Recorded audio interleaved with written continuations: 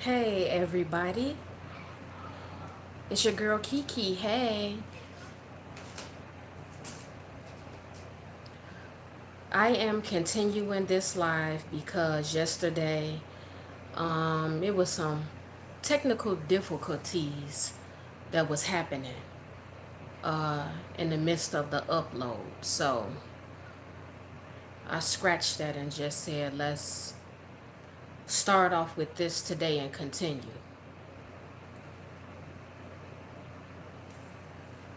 And why am I seeing messages already, but I don't see names?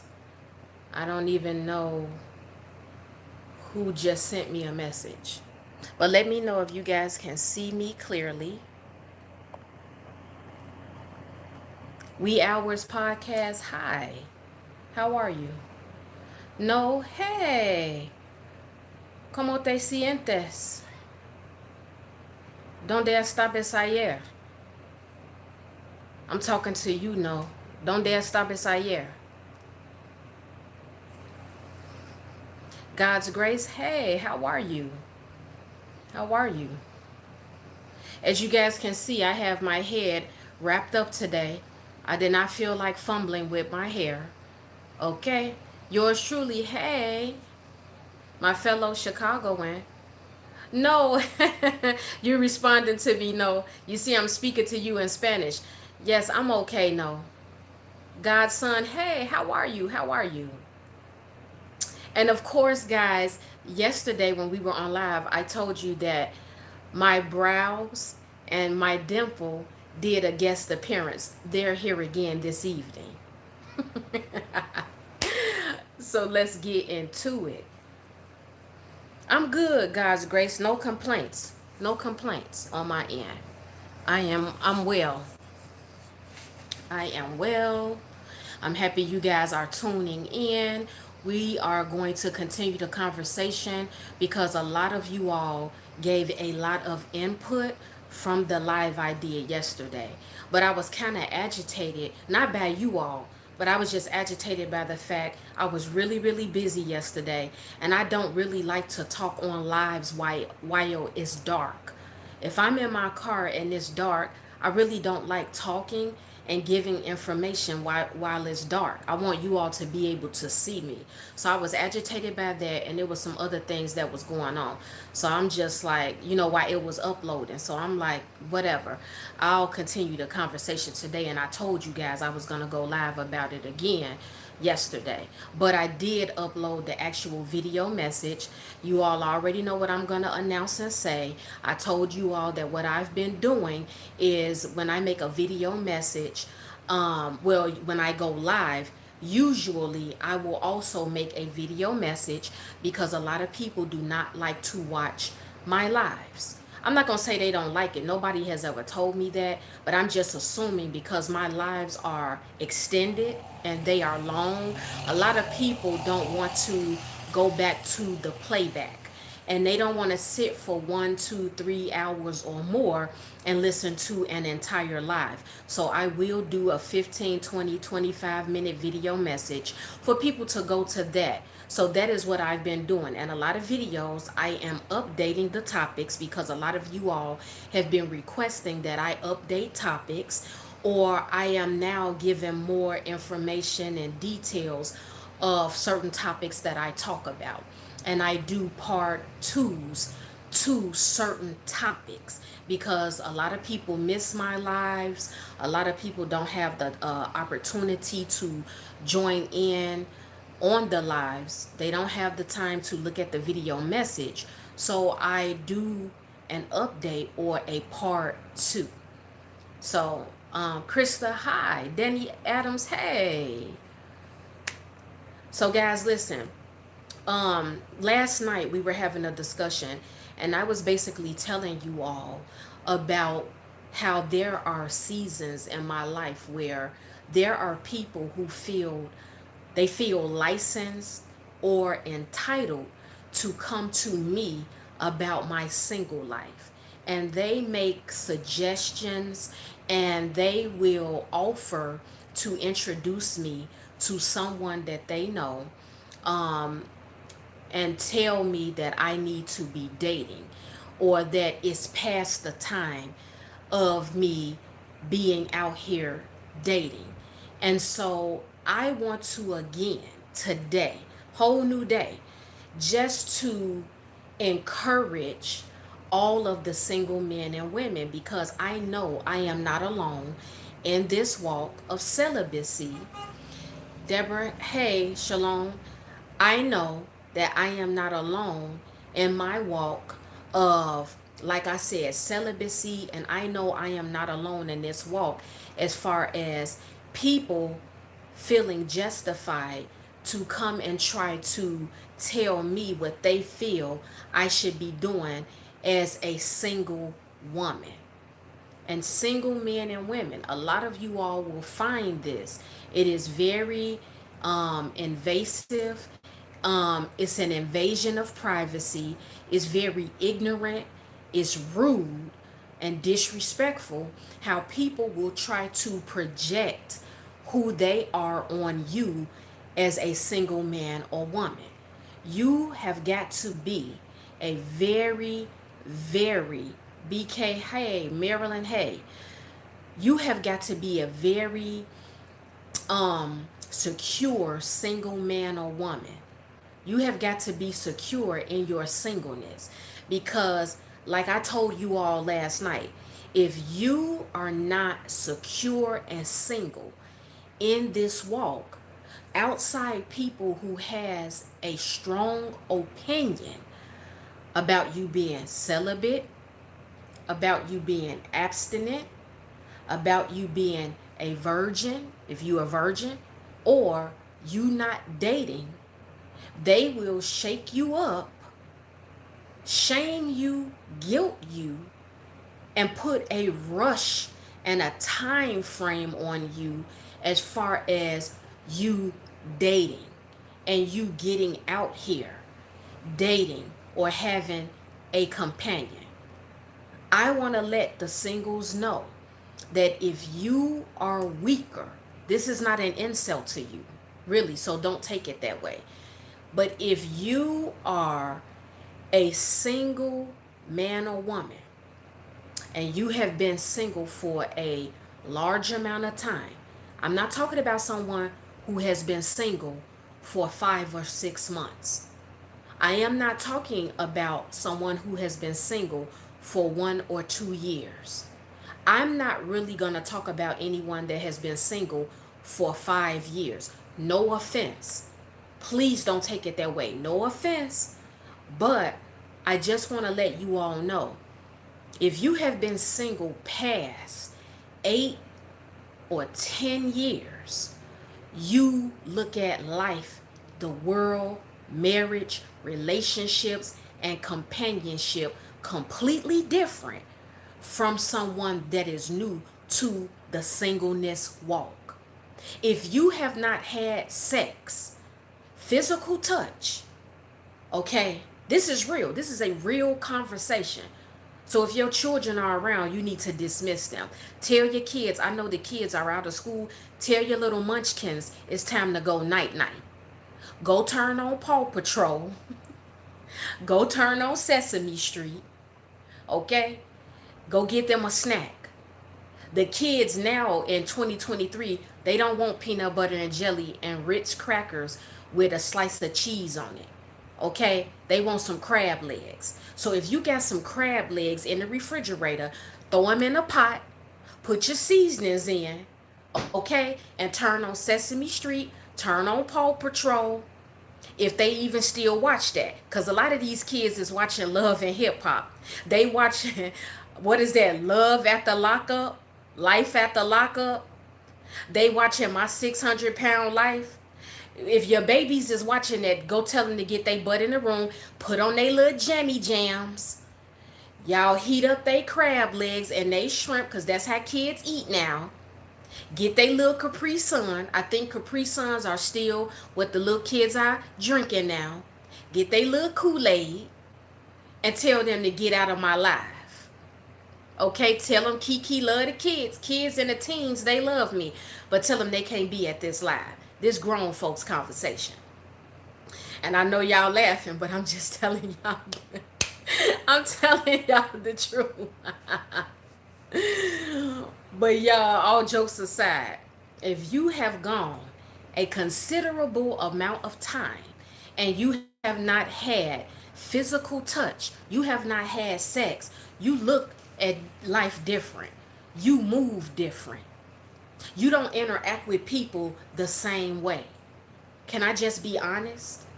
You just do not look at life different. Someone that is walking around here and they are not having sex, they don't have a companion. Our way of thinking, our way of interacting with the opposite sex, or just people in general, our outlook on life, our attitude, our disposition, how we react to certain situations is different. And if you talk to somebody, for those who don't know, when you talk to someone who has been single for a long time, or when you talk to someone that has not had sex for a long time, they don't play games with you.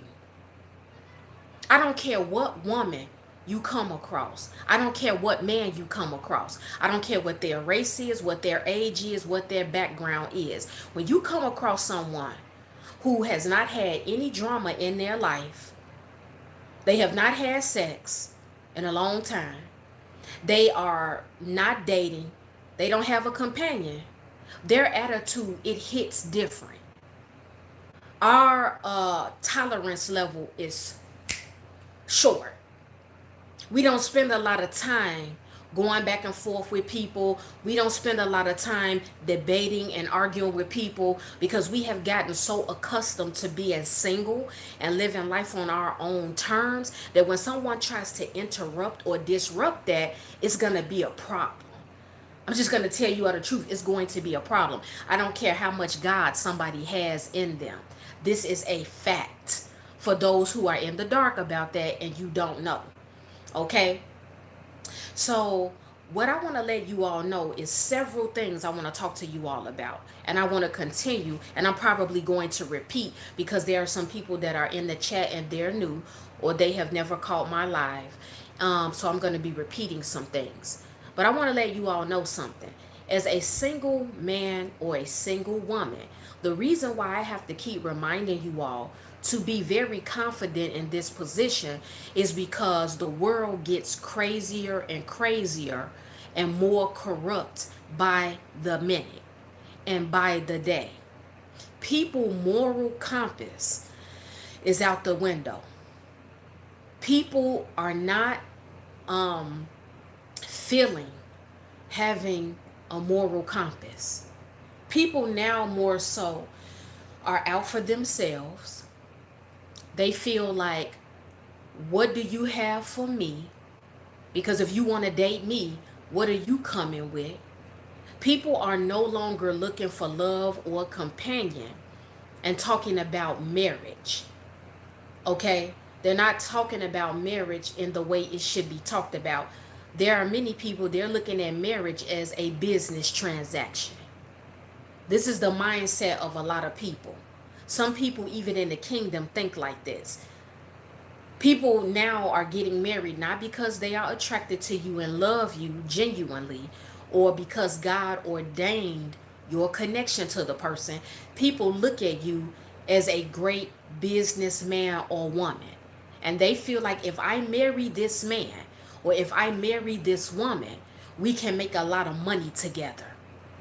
Believe it or not, this is how people mindset is when it comes to marriage. People are no longer looking at, okay, I want to be married because I understand if God blesses me with a husband or wife, there is a purpose. There is a purpose, there is a divine purpose and a reason why God is going to bring this man or woman in my life. There is a purpose that we have. There is a job that God has for us to do. A lot of people, they are not looking at marriage like that. They're looking at marriage because they want to show off. Like I told you all last night, women want to be able to do this. They want to be able to,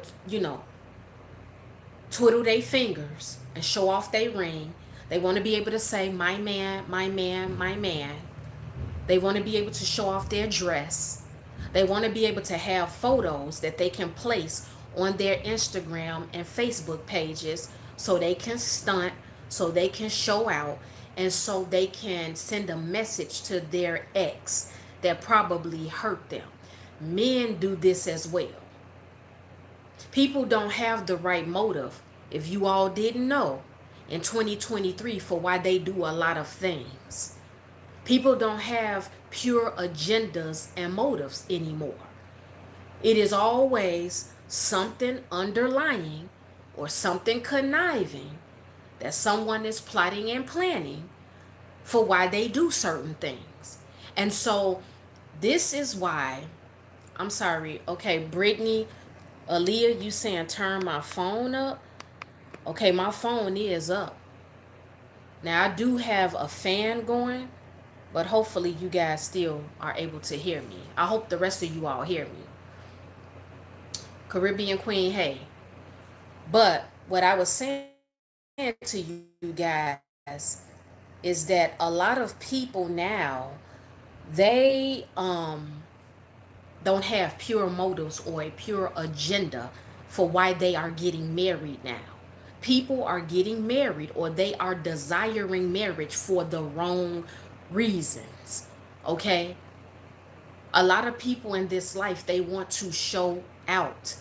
They want to prove something to that man or to that woman that hurt them. They want to show that ex who told them they would never get anybody else after them. Look, I got a man now. Look, I got a woman now.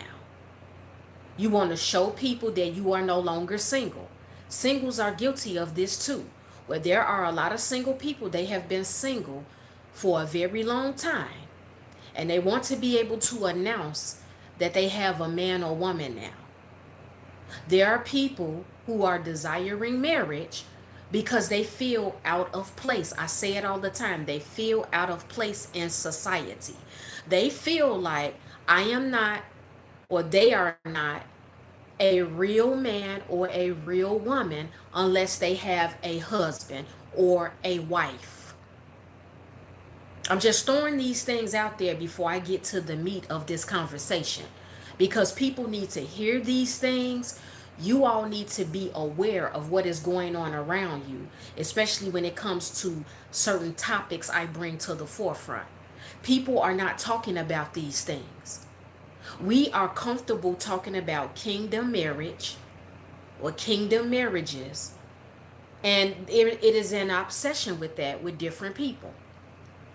And like I said, a disclaimer from me is not speaking against any vessel of God who God is telling to release those messages. I'm not against it. I'm not putting my mouth on them. I don't have anything to say about that. What God wants to show and discuss with his sons and daughters about kingdom spouses, that is not my business. But on the flip side of that, what I can tell you that I know for a fact is that when the enemy knows what you really, really want, and he knows there is a desperation for it, he will lie to you and tell you this is what you are about to get. You all need to know that there is a distinction between your thoughts in your head, your voice, your thoughts, God's voice actually speaking to you, and the voice of the enemy.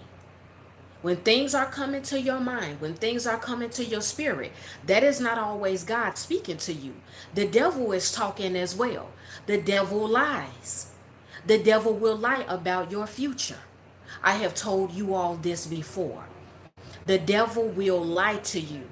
The devil will tell you you are about to be a millionaire. The devil will tell you you are about to get your kingdom spouse. The devil will tell you you are about to be put up and elevated on a high level, because Satan knows that's what you desire. He knows that's what you want. He studies you. He watches you. Now, the devil cannot be everywhere at one time. Only God can do that. God is omnipotent. He's omnipresent. He can be everywhere at one time. The devil cannot. But the devil has ministers. The devil has agents. There are people that get into the spiritual realm illegally using witchcraft to see things and to get information. The witches go to church. They will sit boldly in a church service and they sing that you got a prophetic word. Maybe it was prophesied to you that you were going to be married in this season or in the next season. And witches will hear that and pray against it, especially if you are an anointed man or woman of God, because the enemy hates marriage. Satan knows that a couple coming together, that they can do damage in the kingdom. He doesn't want it to go forward. I'm not telling you all this to scare you. I'm just throwing this information out so you all are more aware of how the spirit realm works and what goes on. Okay? And so I'm just telling you all, you got to make sure you are going to God for yourself. You cannot always be dependent upon a prophetic voice. Not saying that they are out of order. Some people have called themselves. God did not call them. They called themselves to prophesy. They called themselves to preach. God did not tell them that. And so what I'm telling you all is that you need to be building or have your own relationship with God yourself. You need to make sure that the voice of God is the one that's telling you about a kingdom spouse, or you need to be sure that it's your season to date. Just because you are able to go out here and date, or you feel like it's okay for you to juggle men, multiple men, or juggle and date multiple women, it does not mean that it is your season to date. And God will put a sword in it, which is why some of you will start feeling a certain man or a certain woman and it doesn't work out. And you get upset at that particular man or woman and you say, well, I really was feeling them. I liked them, but it didn't work out. And I don't know why. And it's happened with several men or several women that you've tried to date and talk to. I'm going to tell you why it's not working out. It's not working out because it's probably not your season to date. It's probably not your season to date. That's just what it is, plain and simple. God wants your attention on him. God wants you to make him the priority in your life. There is no way that you can put a kingdom spouse or a boyfriend or a girlfriend in front of God and you're going to them first and putting God last.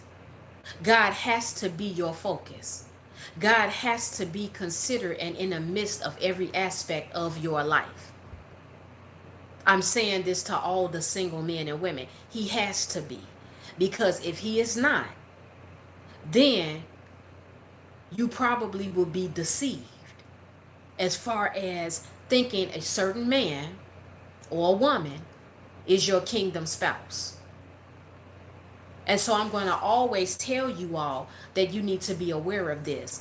And you also need to be aware of the fact that marriage is a very serious thing. We hear about marriage all the time. Everybody wants to talk about it. A lot of people desire it, and that's wonderful. You should desire it. You should desire it. God honors it. But you should not want to be married for the wrong reasons. You should not want to be married just to stunt and show off. You should be ready, equipped, and prepared. I'm not saying you got to be equipped and prepared in every single area, but you, for the most part, need to be prepared, and you need to be equipped to get a spouse. A lot of people feel like when they get married, after the glitz and glamour goes away and the lights, camera, and action is over, that it's going to be pure bliss every day. It's really not. It's not going to be pure bliss every day. You're going to have to constantly work at marriage. You are going to have to humble yourself.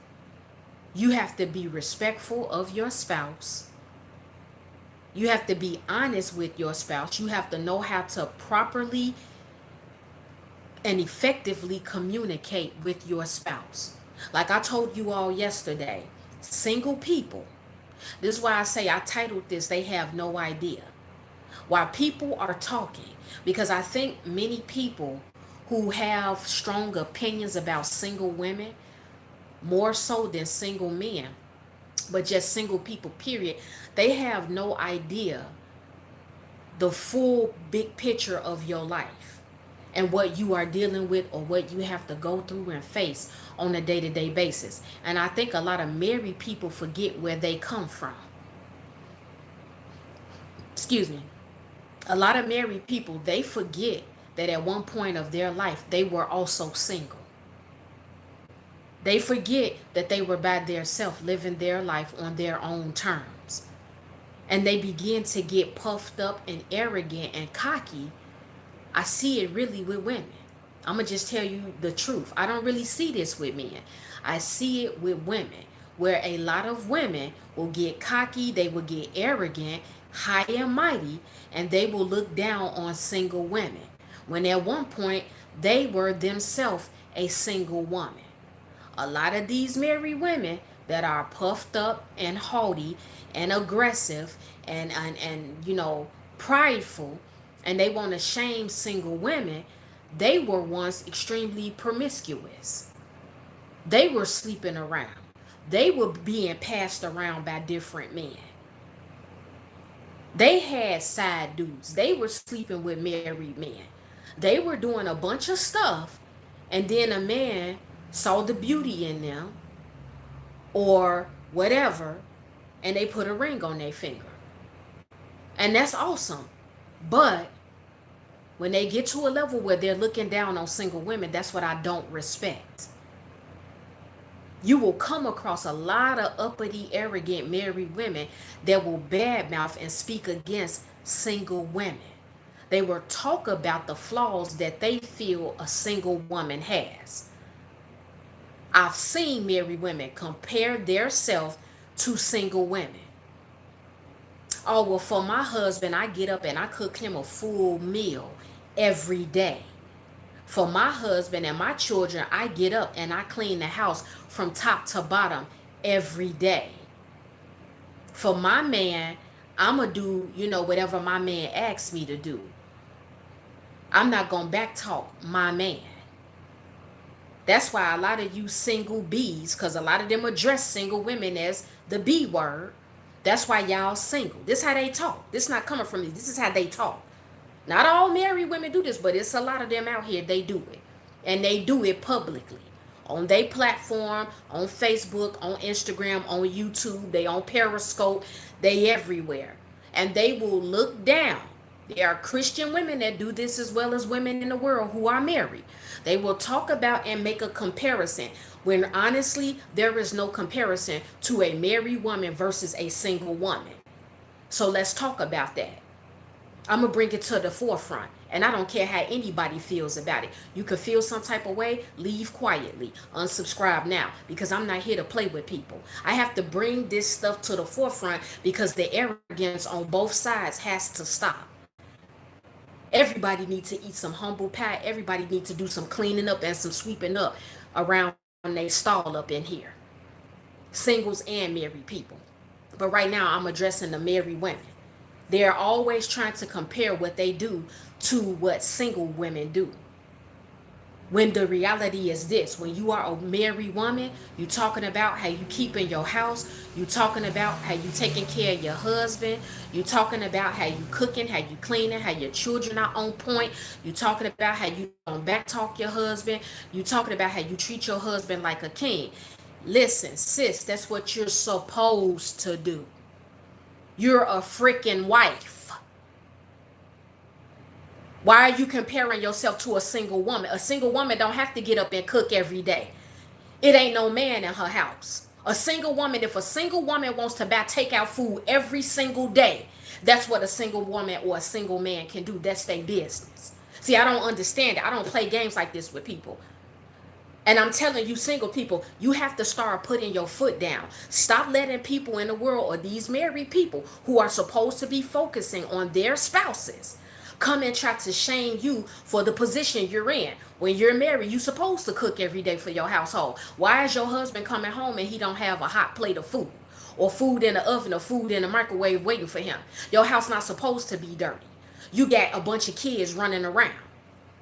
Your husband been working all day. You might work every day too. But if you laid up and you laying around and you not working, your house supposed to be clean, sis. I'm a single woman. If I don't want to clean up nothing, I don't have to. Who are you? No single man or woman have to explain themselves to you. They don't have to answer to you. They're accountable. Like I told you all yesterday, we are accountable to ourselves. We don't have to check in with a spouse. We don't have, but you have to do that as a married man or woman. See, what happens is that somewhere people got lost in a sauce. They got lost in translation. And you got the married people leaking over into the single community. And then you got the single people for ashamed and embarrassed that they single, that they trying to be jealous and envious of the married people. But I'm here to bring a different perspective. Welcome to my life. I'm here to bring perspective and truth. And like it, and I'm okay. So telling you is that, sis, if you married, you supposed to be getting up off your butt. You supposed to be having sex with your husband. You can't have a headache every day. You can't make an excuse every day. If your man want to get down, you need to be available and clean and ready to get down. No excuses every day. Months and months and months, weeks and weeks and weeks passing by, you not making love to your husband. That's a problem. Everybody want to talk about kingdom spouses, and see, a lot of women, they want these kingdom spouses, want to be married, and then once they get married, they stop having sex.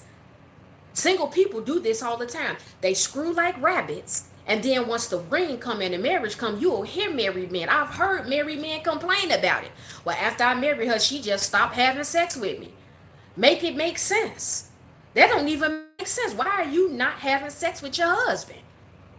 There are couples who are in sexless marriages. This is why I want married people to hear it, but I more so want the singles to hear it. Like I told you all yesterday, I am not a modern woman. I'm not a modern woman at all. I am a very traditional woman. And don't get this twisted. I'm going to tell you again, I am not. I am all for submission. I am for submission. I'm not going to disrespect my man. I'm not going to cheat on my man. I'm not going to talk back to my man. I know my position as a wife if I become a wife again. And yes, I don't need you all to come into my comment section like, sis, but you divorced and you still under that covenant. Because if your spouse that you divorced still alive, you really not supposed, you ain't got to tell me. I know what the word of God says. So save it. You don't have to come in my comment section. You don't have to send me an email. I know how this goes. Okay? So I'm off that. But what I'm saying is that married women and men, y'all got to stop paying attention to single people. Our life is not the same. We ain't out here moving like you moving. We don't have to move the way you move. Y'all need to be worried about each other. You got to be on top of your stuff. Versus a single woman, a single man or woman can get up and they choose not to take a shower or brush their teeth or comb their hair. It's no judgment there. Because who's holding them accountable? We are accountable to God. We are accountable to ourselves. But when it comes to how a single man or woman is keeping a household, that's their business. I'm not saying it's right or wrong, but what I'm saying is that as a single man or woman, singles, hear me out. We are not held to the same standards as a married person. And you all need to be secure with that. And when it transitions and you're coming out, God is calling you out of your single season, you need to be able to transition into being a married man or woman. You need to know what your wifely duties are. And I'm not saying you're going to be a picture of perfection. We are all works under construction. We are all learning every day. We are learning every day. But what I'm saying is that somebody got lost in translation. No married people should be speaking out about their opinions about single people. You got enough troubles and enough stuff you got to worry about being a husband or a wife. You are accountable for your spouse. Anything that goes wrong with your spouse, sickness, you need to be there. You need to make medical decisions. A lot of married people, they not prepared for that though. They allow in-laws and other people to run the show when it come to that. No, you as a married man or woman, you need to have your business and your stuff in order. Your mama can't run your marriage. Stop letting your father, your mama, your siblings or whatever overstep you and tell you what you need to be doing for your husband or your wife. And see, I can freely speak on both sides because I've been on the married side and now I'm on the single side. So don't come to me talking about, oh, I wouldn't take advice from a single woman. That's the dumbest thing I've ever heard of. Because you all out here, and I'm talking to the masses now, because the masses will see it at some point. How are y'all saying that a single woman cannot give advice? If a single woman has been married before and they failed at it, even if they didn't fail at it, if they want to tell people certain things that they shouldn't do so their marriage or relationship that's leading to marriage can have the possibility of being successful, how is it that some people in the world feel like you should not be taking advice from a single woman? And see, I'm saying single woman because you all don't hear single men being attacked when they give advice. It's always single women. And it's always single black women. People make the assumption that when they see a single black woman speaking and giving relationship advice, that she's single because a man divorced her or left her. That's not all of our stories. And so what if it was? Even if you do come across a single woman that a man left or dumped her or he divorced her, how do certain people in the world feel like that woman does not have the right to speak and give advice? The Bible says you seek wise counsel. The Bible does not say you only seek out and talk to a woman that's married and get her relationship advice, but don't talk to single women or listen to their advice. See, you single men and women, you got to know the word. And I'm not saying I know everything about the word. Okay? Let me just throw that out there. But all I'm saying is that you got to know a lot of that Bible. Because when people come and they start attacking you, you need to know how to protect and defend yourself against the nonsense. I don't play these type of games with people. I will go there with you. We can go word for word, toe to toe. Debating is a sin. That's in the word of God. But since you know so much about single people and people keep trying to discount single men or single women, you got the right one. You got the right one. Because I'm not about to go back and forth with you. I will lovingly correct you and check you. Point blank, period. And I'm telling you, single men and women, you all need to understand that. You need to know how to defend yourself against people in the world. Because there are a lot of carnal Christians on these podcasts and on these platforms. They are promoting sex outside of marriage. They are promoting having a side dude or a side chick. They are having disgusting, nasty conversations about sex, and laughing and thinking this stuff is a joke. And they are leading the masses to destruction. They are putting people in a position where they are on a road straight to hell. And God is not pleased. But then in the same breath, they say that they know God and they love God. The devil is a liar. How are you saying this, but you talking about on your platform, single men and women, and you're promoting sex outside of marriage? You're speaking directly against the word of God. Y'all got to know this stuff. You got to know this stuff. So you are prepared when people come at you, because they coming. And it's going to get progressively worse. It's going to get progressively worse. It's not going to get better.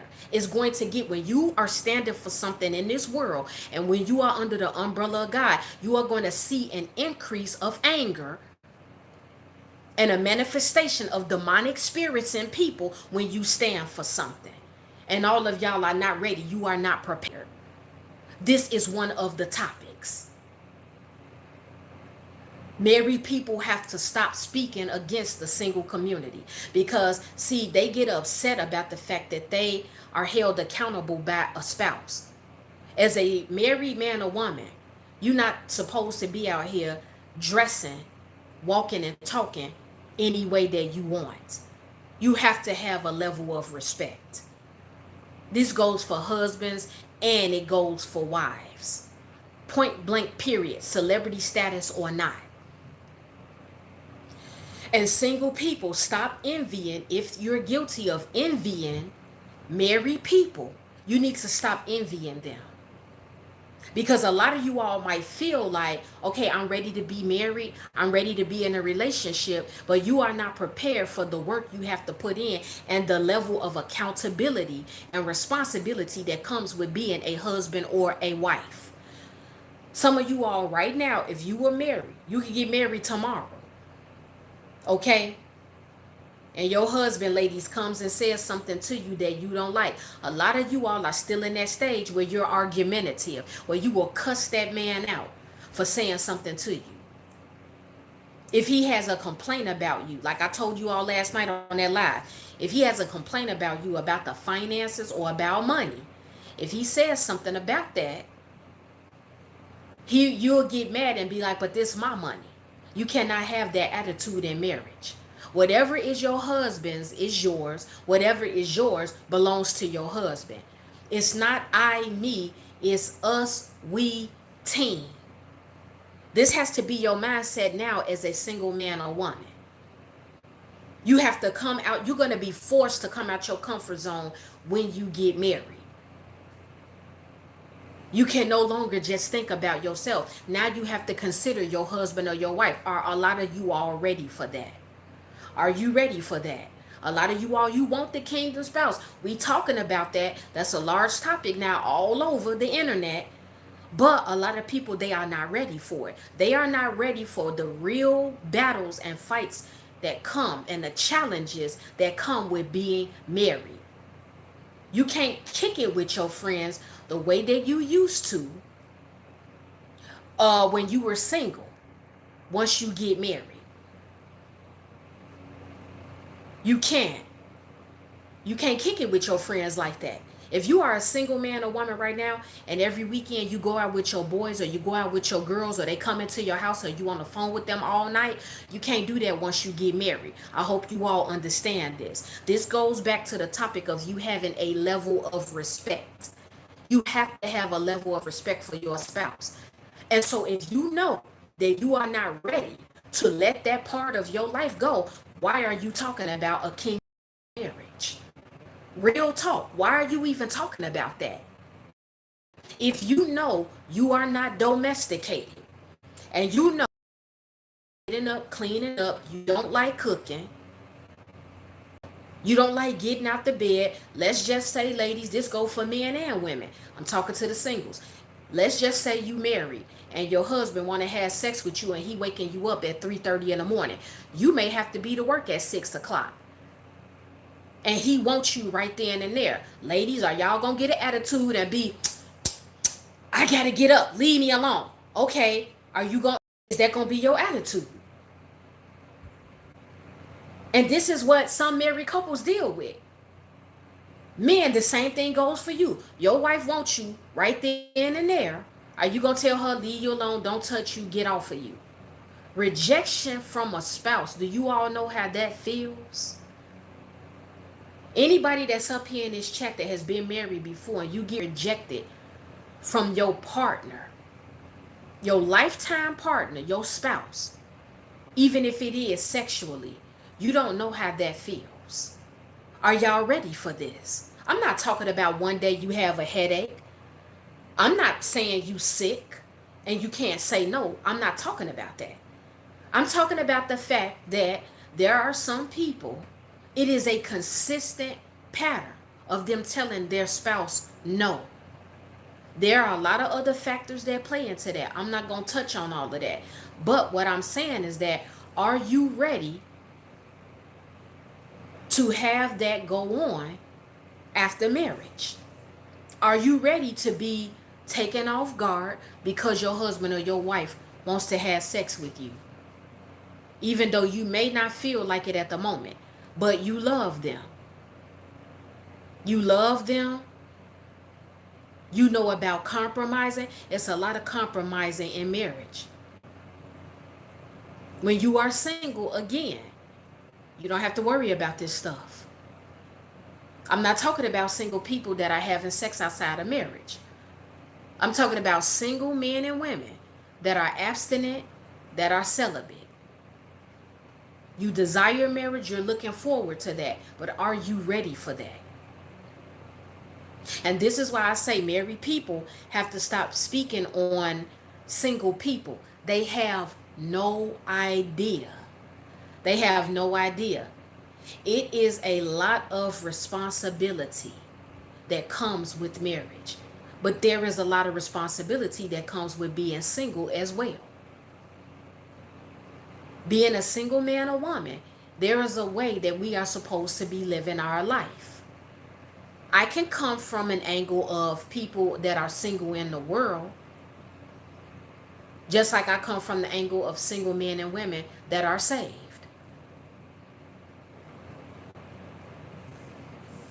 You got to know what it is that's out here.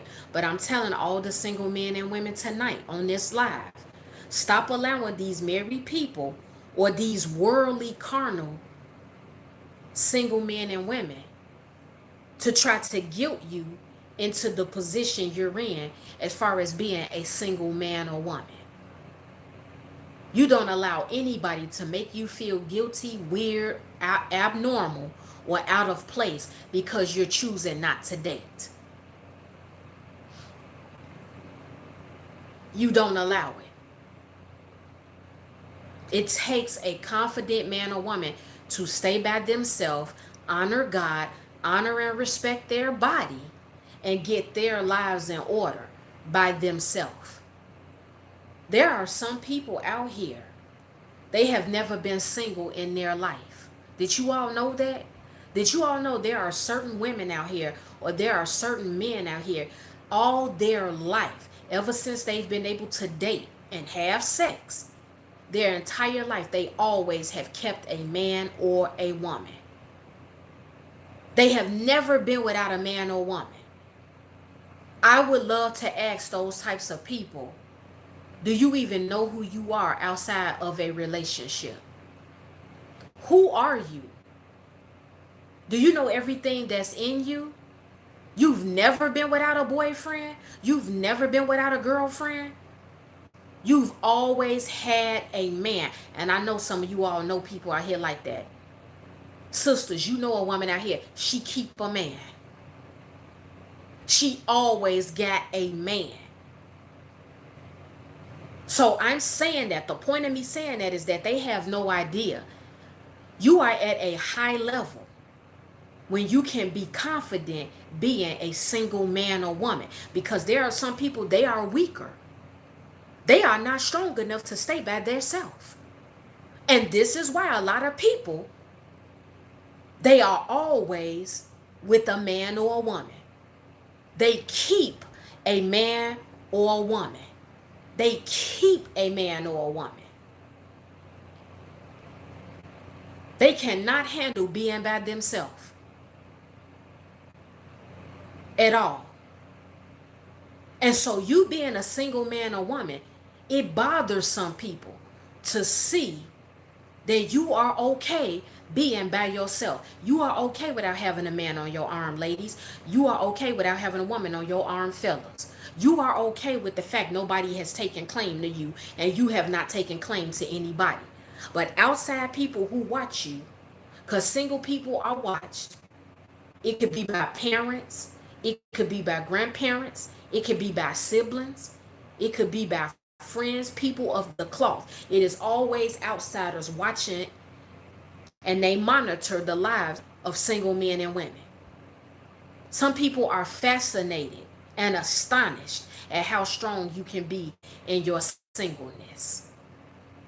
They find it so hard to believe that you are okay. And this is why I told you all yesterday, there are so many people, they are coming to you, always trying to marry you off. They are always trying to introduce you to a friend. Single men and women experience it both. There's always somebody trying to come to you saying, I got a brother for you, sis. I got one of my guy friends, sis. Y'all gonna hit it off. One of my neighbors, he's nice. One of my coworkers, he's handsome. He's looking for somebody, I can link you up with him. Men, you got friends that do it too. I got this sister that I think you'd be a perfect match for. You guys would hit it off. I don't really trust that now. I don't really trust taking the offer up from a friend of mine over a guy that they want to introduce me to. And I told you all yesterday why I don't. Because you have to look at the track record of these people that are coming suggesting that you need to date, or they're coming offering a guy, ladies, that they want you to meet. Look at their track record. And I'm telling you to look at their track record because if you have other single friends and they're telling you, ladies, that they have a man for you, why is your friend, why is she not with the guy? If she's bold enough to come to you as her friend and say, sis, it's a guy that I know, he real cool. I think you all should link up and I think you all should connect. Okay, why is your girl not with him? Or have your girl been with him in the past? So you got to pay attention to that. A lot of people, they've taken a friend's offer and they've dated a guy that they've brought to them. And some of the fellas, you've taken your guy up on his offer and dated that girl he suggested. But then you found out later down the line that your guy, he hit her up a couple of times. He went to Pound Town with her in the past and it came out some type of way. Same thing with the ladies. You found out that your BFF, that very guy you on dates with and you're texting, good morning, beautiful, or good morning, handsome, and y'all talking, you found out that he talked to your girl 2, 3, 5 years ago. This is real stuff that goes on in the single community. So my suggestion, you all don't have to take my advice. This is my opinion now. I just wouldn't really trust that because you don't know.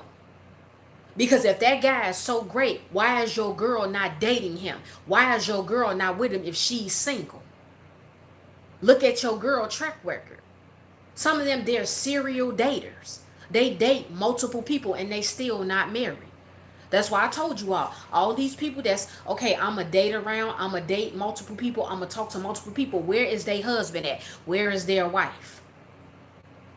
I'm telling y'all, Pound Town, that's a new saying that people use. Or they had sex with them.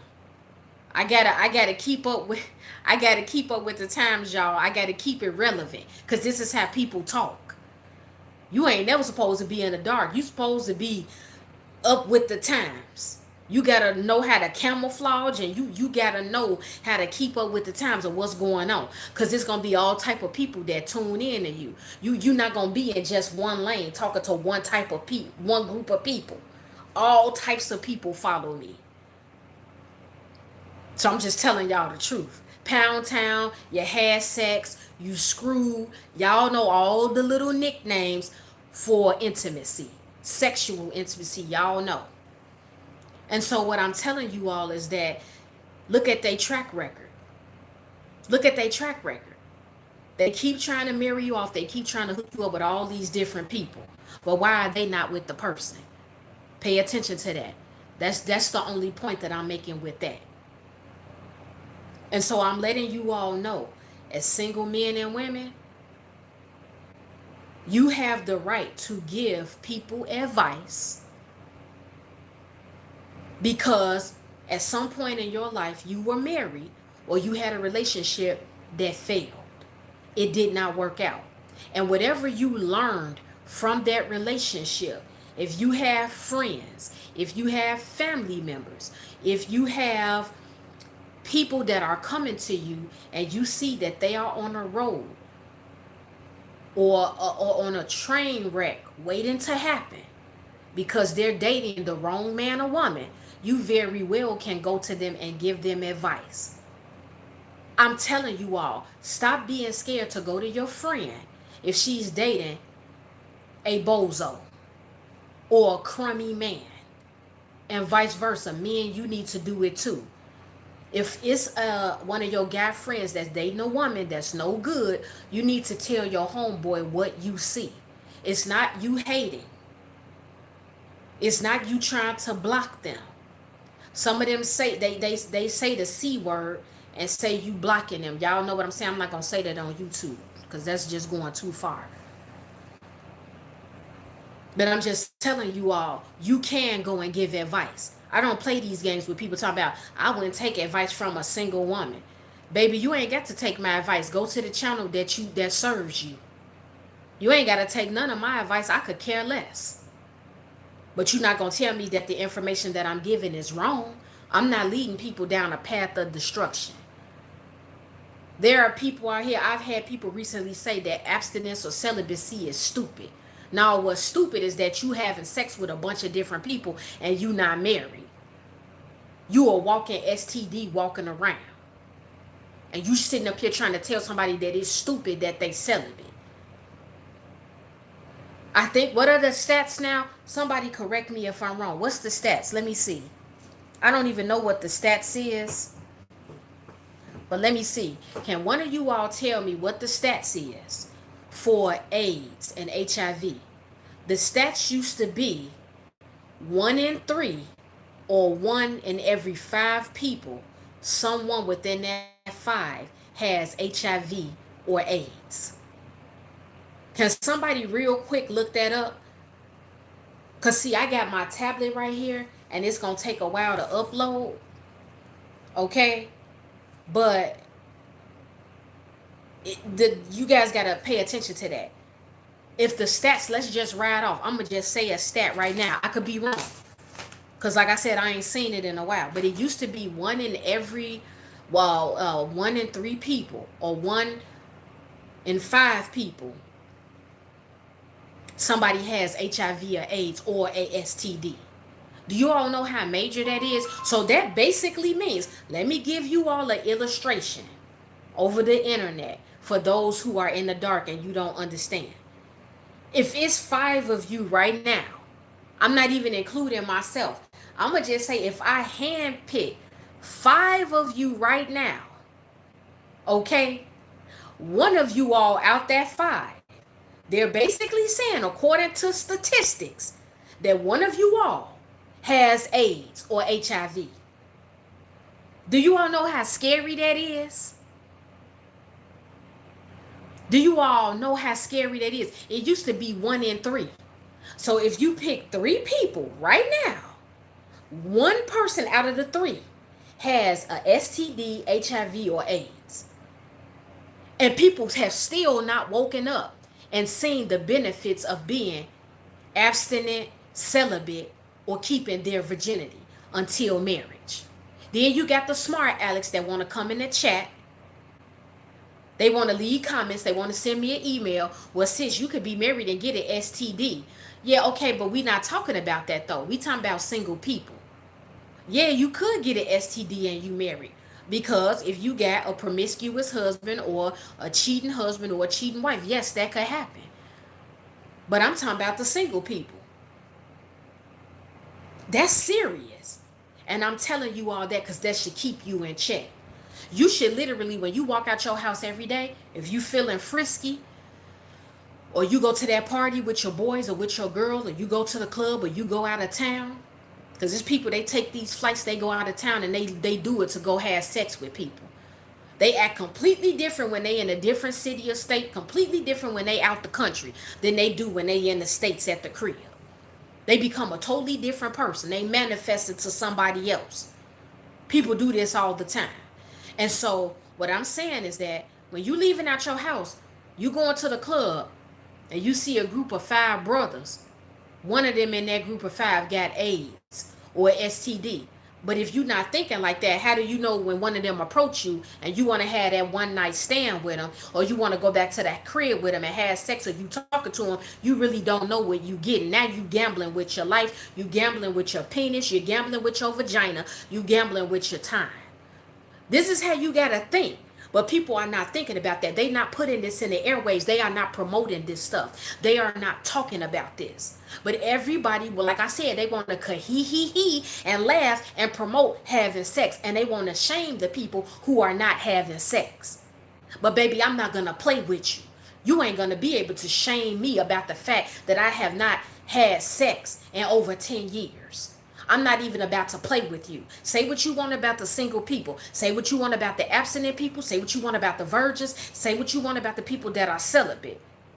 We live in disease free. I'm not talking about the singles that's still carnal, that's having sex. I'm talking about people in the kingdom.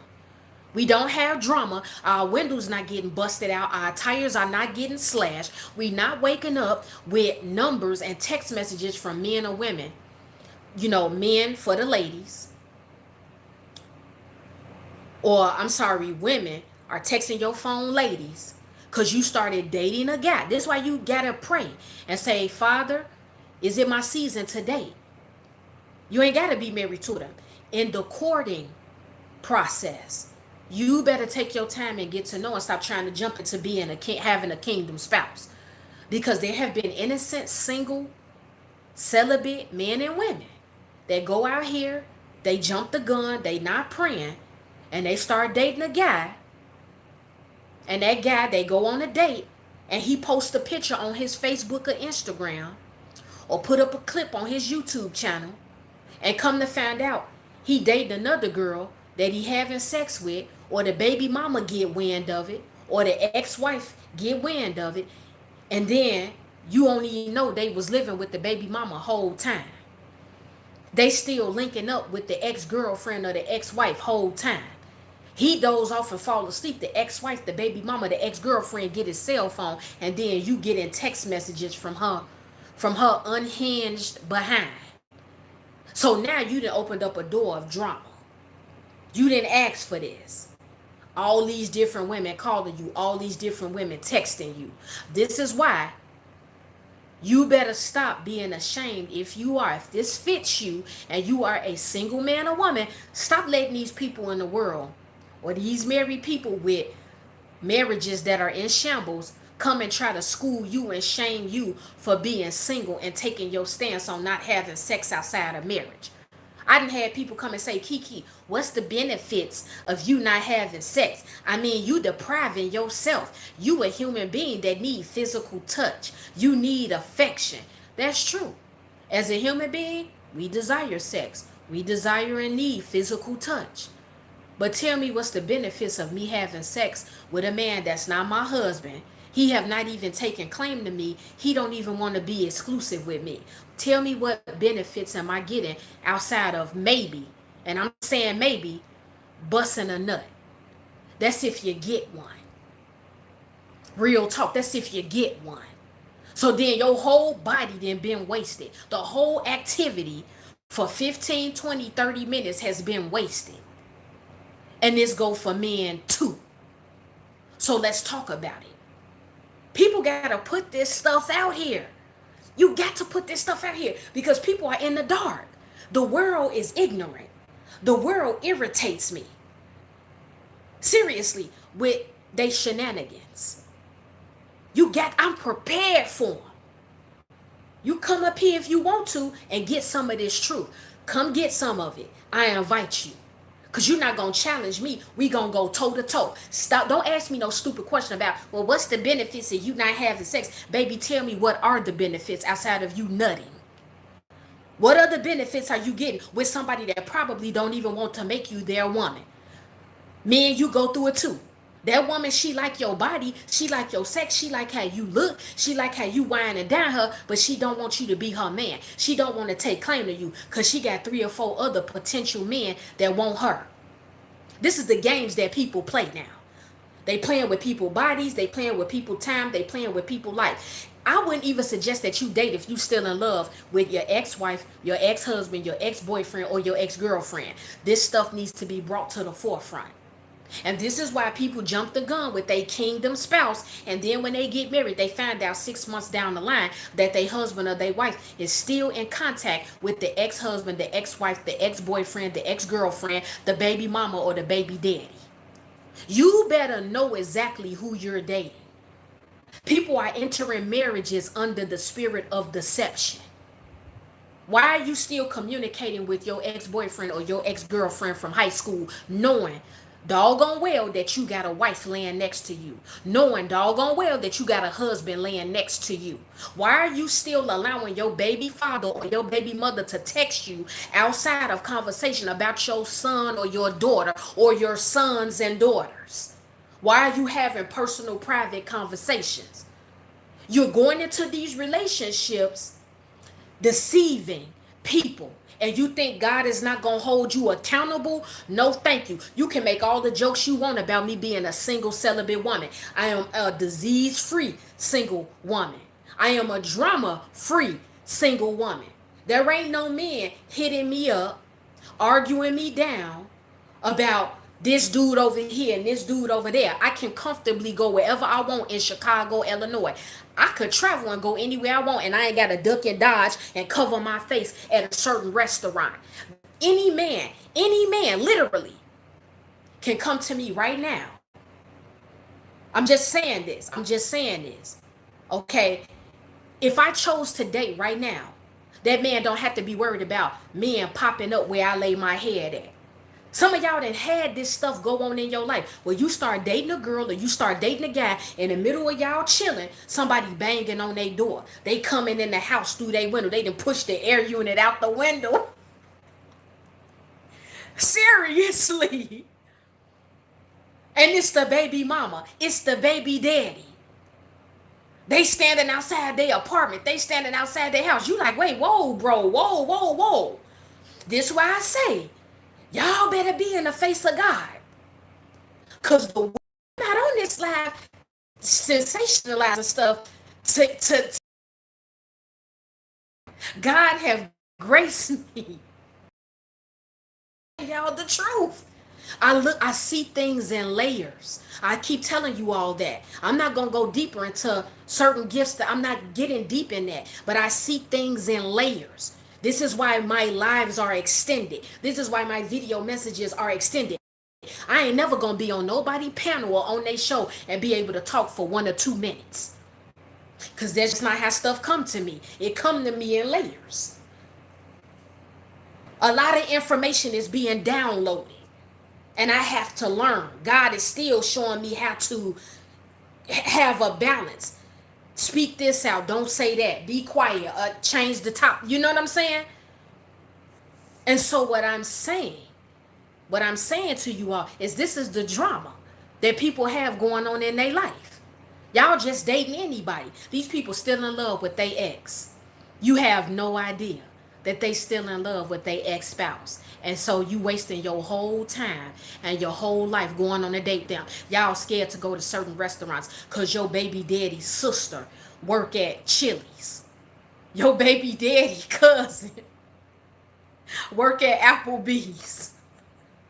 You scared to go to the show because your baby mama, little cousin or brother work at that theater.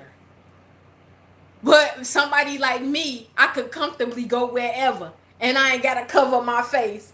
I ain't got to put on a baseball cap over my eyes. I'm just telling y'all the real. Larry's saying that my camera freezing, y'all. I don't know what's going on. But I'm just saying, seriously. Some of y'all can't even safely go out on a date. Because you done burnt up every single area of your city.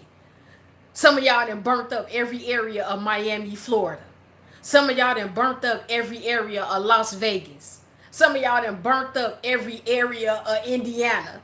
Some of y'all done burnt up every area of New York. Every area of the Bronx. You can't go on no type of date nowhere in the Bronx because all them dudes in the Bronx or all them girls in the Bronx, they know you. Shout out y'all hometown, because I'm coming for you. I'm coming for you. Y'all might as well call me a detective and an investigator, because I'm putting cases out on every single one of y'all.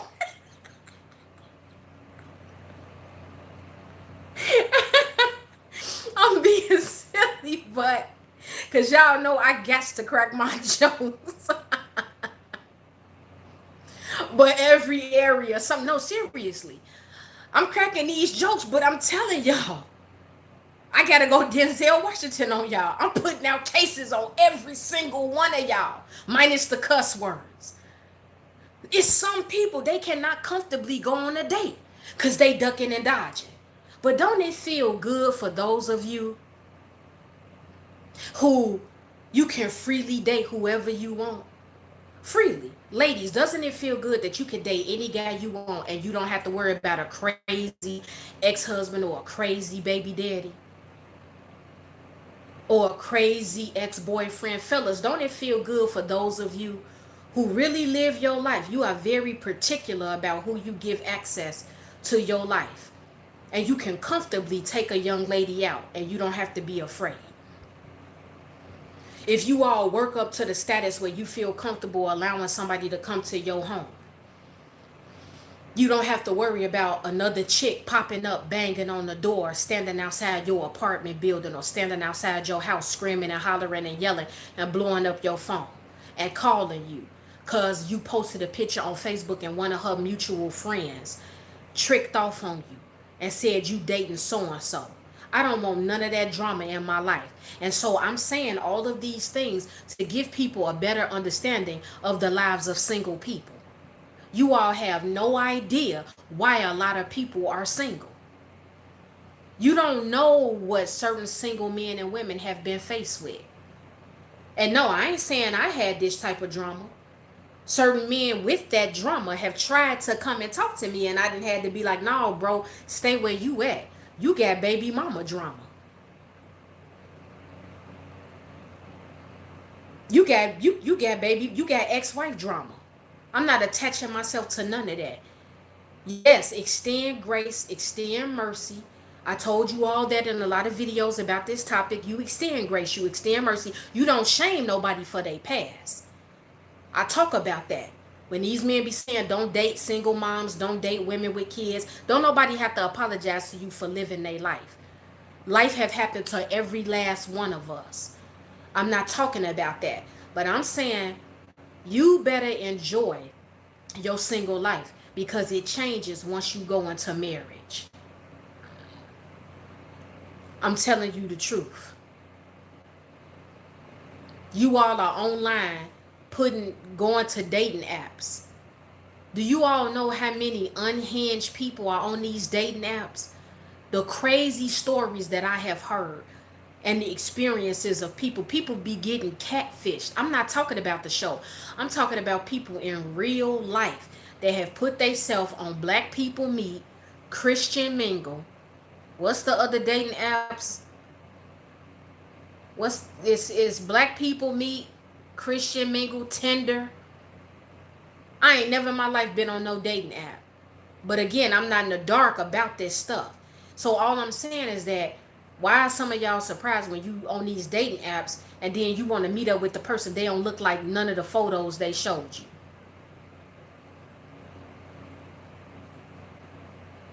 Y'all better know who you out here dealing with and what's going on. I'm telling you the truth. I'm telling you the real. Somebody got to tell y'all the truth. Somebody has to tell you all the truth. Plenty of fish. Thank you. Thank you for that, Herm. What is it, Herm 05G? I hope I'm saying your name right. My apologies if I'm not. I be asking y'all screen names. And just wait a minute. Let me just get off the subject for just a quick second. Y'all better leave me alone about my thumbnail photos.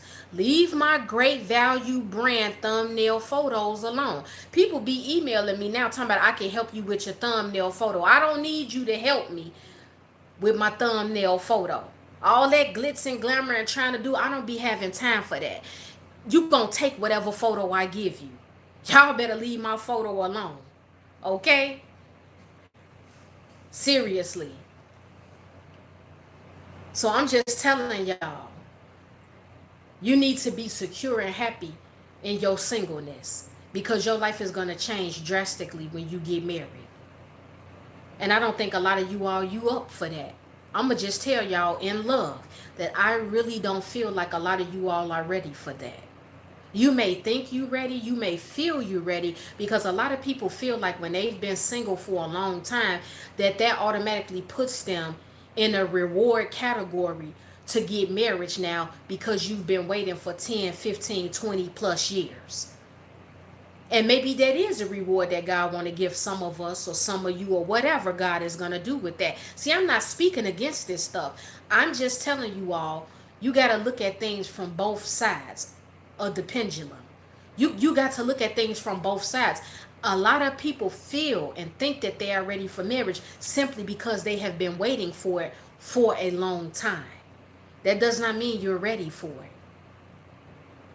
Stop feeling like because you are celibate and you have not had sex that God owes you a husband or God owes you a wife. You're not supposed to be having sex and you're not married anyway. It doesn't mean that because you're not having sex that God got to give you a husband or a wife. And I'm not saying you waiting that you're waiting in vain. And Herm, I'm not saying people can't find love on dating sites either. But I'm saying I hear that it's a downside to it as well.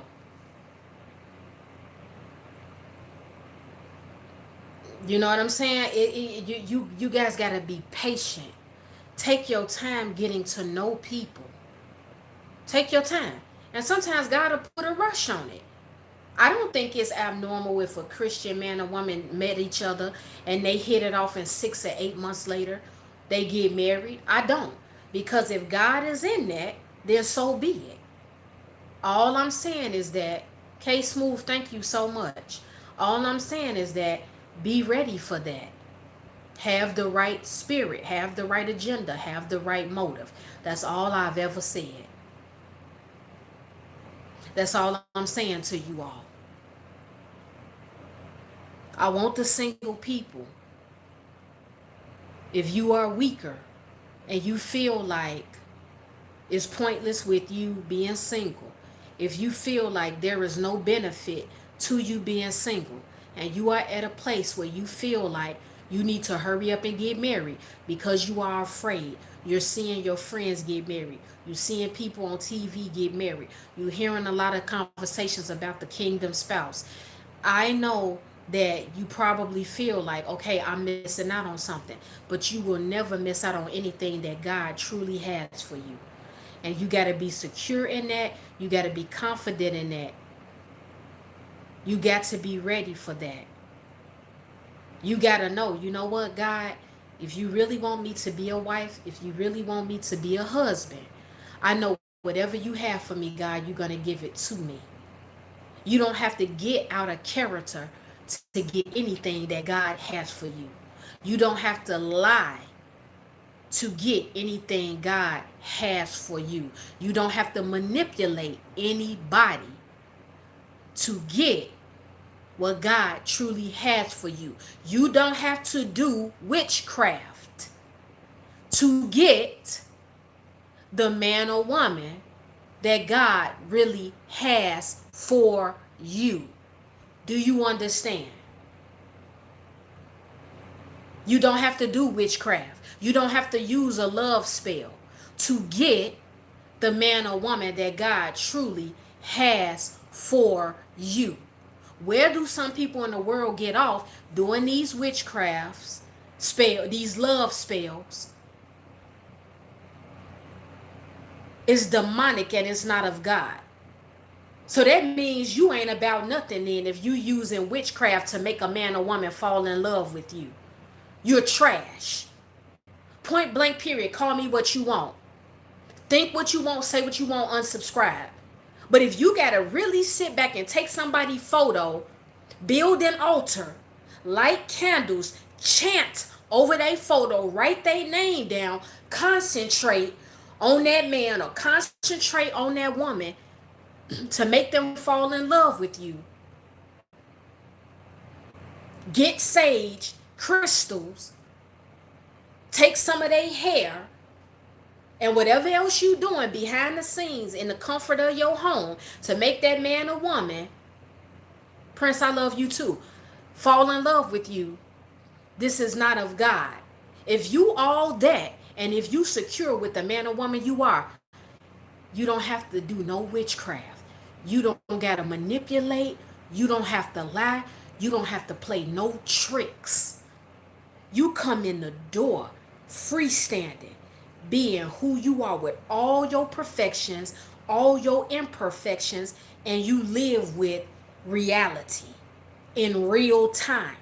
You present who you are, and they can take it or leave it. That's real talk. Y'all out here trying to do all this over the top stuff, wearing yourself out to find love. If you gotta be anybody else outside of who you truly are for somebody to like you, then you need to drop that person. Your improvements of who you are takes time. You are not going to be a finished product on the day that you get married. You're not going to be a finished product the day that you start dating somebody. They are going to find out things about you that are imperfect, that are not complete. Change happens as time goes on. You all need to understand that. Stop manipulating people to be your woman. Stop manipulating people to be your man. Stop trying to convince a man or woman as to why they need to be with you. Stop comparing yourself to the next man or the next woman in hopes that that particular man or woman that you like, that you texting, that you calling, that you're dating, you trying to convince them why they should pick you and choose you. I wish I would be going back and forth with a Negro about why I'm the woman he should pick over the next woman. Nah, baby, if you at a crossroad and you feel like, you know what, I don't know who I want, then you just pick the other woman. Don't even pick me, just take me out of it.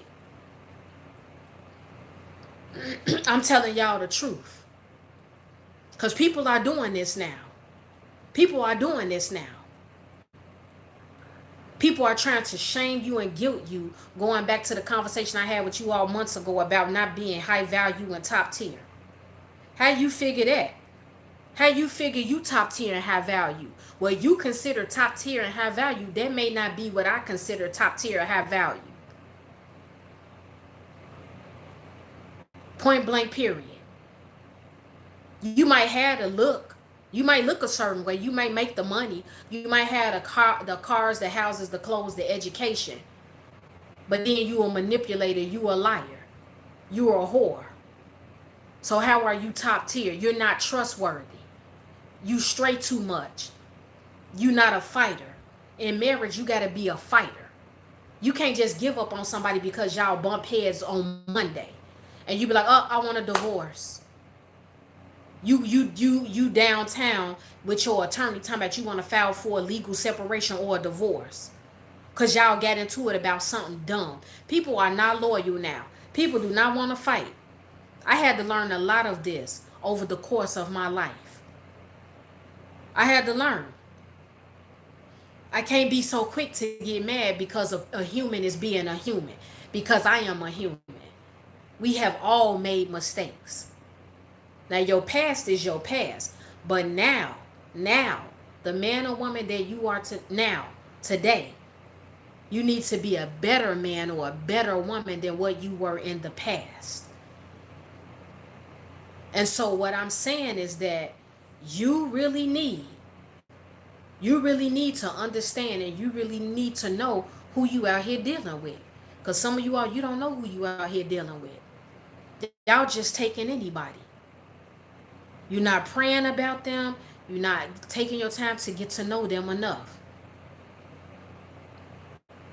And so that was the purpose of me going live today, to just continue the conversation with the singles that I had last night.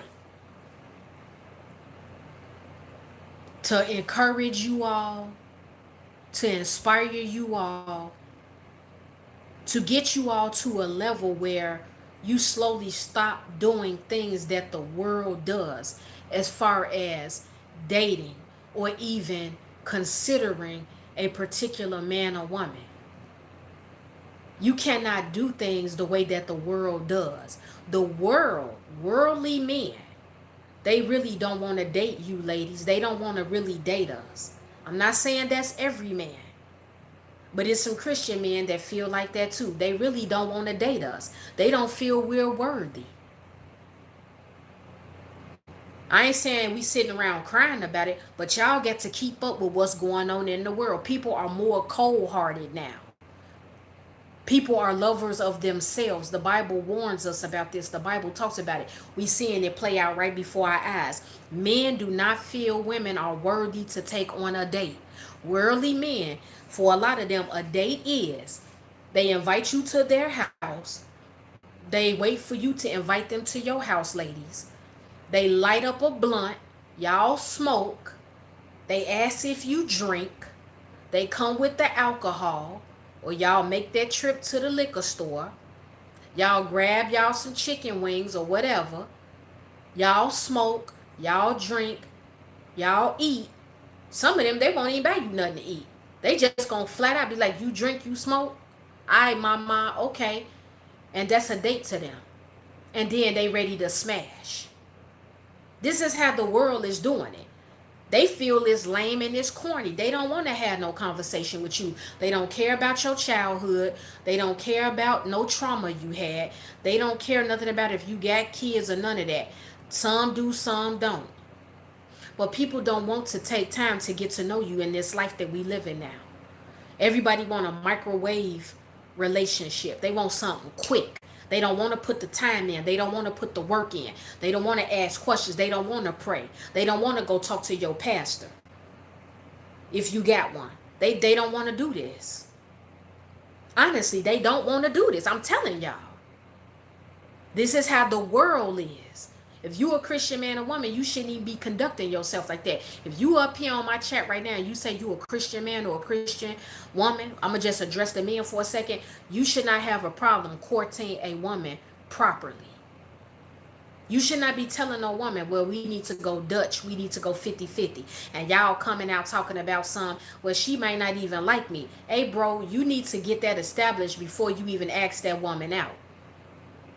If you go and approach a woman and get her number and she agrees and gives you her number, you need to ask that sister, okay, through y'all first conversation or maybe by the second conversation, sis or whatever you call her, by her name. Do you find me attractive? Do you feel that it's some type of a connection? Because I don't want to waste your time. I don't want to waste my time. I approached you because I find you attractive. I think you're pretty. I think you're beautiful. I think you're cute. I think that maybe we can work on getting to know each other. Are you down for that? If you're not, I'm not going to take offense. See, you all got to stop fearing rejection. Sometimes it's not about it being protection. It's just about somebody's mind frame. They're not on what you're on. It don't really have nothing to do with them being an evil person necessarily. Y'all got to get out of that too. I know we use the line, rejection is God's protection. That's true, it is. But rejection is not always a bad thing. It could just be that you and that brother or you and that sister, you all are at two different levels. I think I told you all this story. This is a true story. Recently, it was a guy. He's very successful. He has a very high position in the hospital here in Chicago. He is a business owner. He has a barbershop. Okay? He's a very good father. But he was honest with me. He told me that he thinks I'm beautiful. He's very attracted to me. But he says that he wasn't sure on if he wanted marriage from me or if he wanted sex. But I respected him for being honest. He respected me enough to just bluntly tell me that. And then he smokes. He smokes weed. He drinks. I don't. And so when he came at me, he's been trying to talk to me here and there over the years. But I told him, sweetheart, we going in two different directions. You're not going to be able to lay up with me and you smoking a blunt. Now, if that's his stronghold, okay, we could pray about that. Because, see, when God brings somebody to you, I keep trying to tell y'all, they're not going to be a finished product. But my thing is, this man he done had a lot of women. And he told me he deal with a lot of women. I didn't want that. I respect him for even telling me the truth. Because some men, they'll lie. Because a lot of them are selfish. They want what they want. But he told me, Kiki, I don't know if I want sex from you or if I want marriage. I think it might be a little bit of both. But I know you don't drink. I know you don't smoke. You know I smoke. You know I drink. Because he put his weed on Instagram. Bro be at the crib with his weed on the table and his Patron in his house on the table. He ain't no liar though. He wasn't even trying to deceive me. He came real, and to this day I have a high level of respect for him. But that man got a lot of women. And he's very successful. Like I said, he owned a barbershop right here in Chicago. I don't even want to say his name. I don't even want to put that man out there like that. But he owns a barbershop. He have a very, very good position in the hospital here right in Chicago. And I went to high school with him. I graduated with him from high school. And he's kept in contact just through Instagram. We not talking outside of Instagram. We don't even talk on Instagram now. I'm saying every blue moon he would like hit my DM. But I told him we going in two different directions, and he said, "You know what? I respect that. I respect you, Kiki. And where I am with God, that ain't where that brother is. So why would I date him?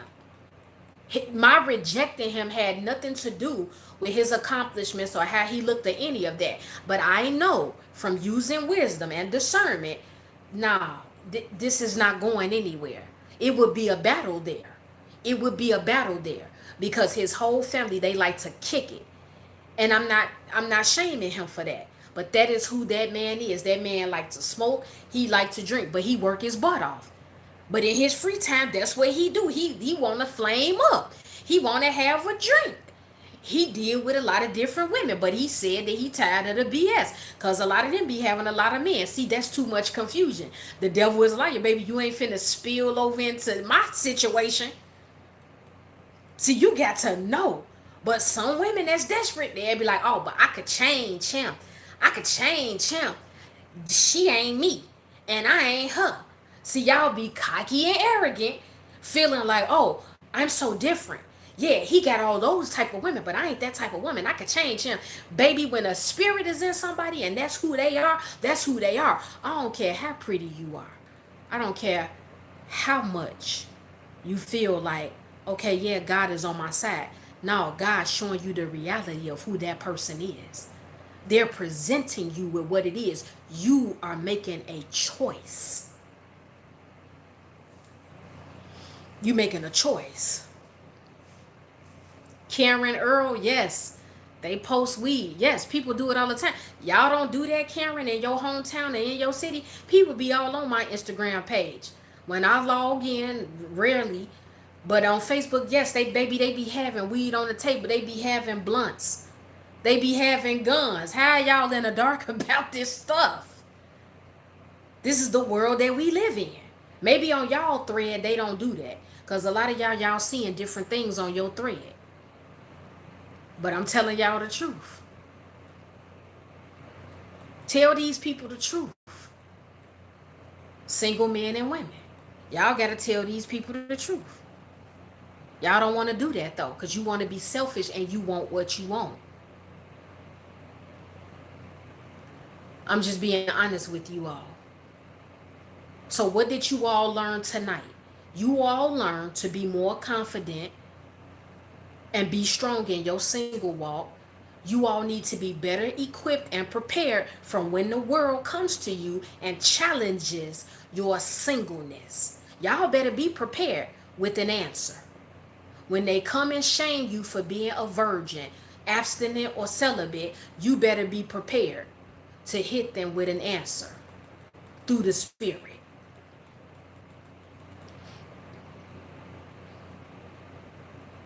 Oh, Karen Earl, I hear you. I hear you, my sister. I see. I just think it's who we have that we're following. A lot of people that are on my timeline, these are people that I went to school with. These are people from my old neighborhood. Everybody's not saved. So don't take that the wrong way, Karen. Please don't. I apologize if you took that like the wrong way, because that was not like an insult. It was just that I'm just being honest with you. Each one of us on our thread, we see certain things because it's not because that's what we're inviting in, but that's the people that we follow. If you follow, these are people, we cannot expect everybody to be where we are as Christian men and women, and they still in the world. Honestly. Lamar, hey. Oh, okay, thank you, Karen. Thank you, my sister. But yes, you see this on the thread. I see all types of stuff on Instagram. Somebody just posted, this is real, and I'm going to try to say it as appropriate as possible. Somebody that I follow on Facebook, I logged into Facebook, they put up a photo of a man performing fellatio on a woman. Somebody had drew the picture. It wasn't a real person, a real couple, but it was like a painted picture. And he was posting this stuff. Even as a Christian man or woman, we got to battle and fight our way through this stuff, because people that you follow, that's on your timeline, that's what's coming through the feed. Thank you, Karen. Thank you all of you sharing this. I appreciate you. Yours truly, yes, sis. I'm telling you. Like, y'all don't see this stuff on your news feed. Y'all don't see this type of stuff. Y'all don't have friends that be out at the club drinking and smoking and dancing and twerking. Y'all don't have people that y'all went to high school with, grammar school, or if you went to college with them, or they lived in your old neighborhood. Y'all don't have cousins that smoke weed. Y'all don't have cousins that drink. Y'all don't have no cousins or female friends that be twerking. Honestly, I'm not even trying to be funny. Y'all don't see none of this. Y'all don't see none of this negativity at all. Nothing on your timeline or on your news feed. I'm just telling y'all the truth. I'm just shocked that some of y'all like saying y'all don't see. I'm like shocked, because I thought all of us, it don't matter how much we worship God and follow God, everybody that follows us, everybody that we are friends with is not saved. This is a fact. And I don't even bother them. I see that stuff, I just keep scrolling. I don't say nothing to them. I don't say nothing to them. I don't get involved in all that. But see, they'll attack me if I put up a video about celibacy. Or baby, they get pissed off. When I come up there with a video, why you putting this stuff? I done had to delete so many people I went to high school with. I thought they was cool. But baby, when I started hitting them with certain video messages, they was coming in my comment section getting real nasty, real stanky with it. Who are you? You worried about people's life. Baby girl, I'm really not worried about your life. I don't care how much sex you're having. I'm just giving you a warning to let you know that God is real. And baby, if he against it, you better watch yourself, not with me. Because I ain't going to do nothing to you. I can't send you to hell. I can't bust your head open. But God can. So I'm sending these video messages just to warn you and wake you up as his messenger. And you attacking me, you better be careful with that. You calling me out of my name, you better be careful. You better be careful. That's like, I'm trying to tell people, baby, you can call me whatever you want. You can talk about my weight. You can talk about my appearance, but you better watch yourself. You better watch yourself. Y'all better watch who you out here putting your mouth on. You don't know what my prayers are to God. You don't know how God feel about me. You don't know what connection I got to God. And God take it personal when you putting your mouth on his vessels. I'm telling you the truth. God done had to deal with me back then, not nothing recent, because I put my mouth on certain people, and God had to bruise. He had to let me know, yeah, you better watch yourself, daughter. Because you will get hurt. You will get folded up. See, now you taking stuff too far. Keep your mouth closed. I'm just letting y'all know. Yeah, people be comfortable. People be all up in my comment section saying all types of stuff. It's some little girl. And I say she a little girl because I look at her thumbnail. She got a picture. Her thumbnail is she real thin. And she taking a picture. And she be coming under my videos. She ain't never called me out my name or nothing, but she looked at the video, they're watching you or something, and she come in the comment section like, so what, don't care. This like the third video she done made a smart alecky comment. But sis, little sis, you keep coming to my platform. You like something here. You're attracted to something here. You're drawn to something here. You keep saying, so what, don't care. Why are you making these comments? You like something here. This is what I tell people. You like something here. Because I ain't on nobody YouTube channel that I really don't like. I ain't watching nobody that I don't like or I don't care for. I feel like God, because people want to demonize and spiritualize certain people. God did not call this person. God did not tell that person to say this, and they out of order, and I'm going to expose. Okay, but why do you keep tuning in? You like, why? I don't understand. Because if I feel like you not called, and if I feel like you out of order with doing what you doing, I'm not watching you no more. YouTube asks you, does this video interest you? And you can click in the upper right hand corner. and be like, I'm not interested. And YouTube will tell you, we will no longer show you these type of videos. And then poof, I'm gone. You don't even got to worry about me no more. I can't guarantee that though. Because like if certain people sharing this stuff, I don't know, it might still break through the feed. But y'all know what I mean. I'm just telling y'all. So I'm letting y'all know, you know what? Single people, let's get it together. Let's get it together. And married people, y'all gotta get off the singles, because I'ma always vouch. I vouch for married people too. Not the messy ones. Not the carnal ones. But y'all gotta get up off the singles. Leave us alone. You have no idea. Stop trying to marry us off. We don't want to go on a date with your cousin. Fellas, aunties, uncles, cousins, siblings that's coming to us, single women. We don't want you to hook us up with your coworker. And then it's an insult to me too, and I'm offended because people will come to you and be like, I need to hook you up. Like you got a problem with men approaching you as a single woman, or you have a problem with women approaching you as a single man. I take offense to that. Because why is it some people be like, I'm going to hook you up. Baby girl, I don't need you to hook me up. I really don't need you to hook me up. When I go out in public every day, there are men that flirt with me, that talk to me, that come and walk up on me. I really don't need you to hook me up with anybody.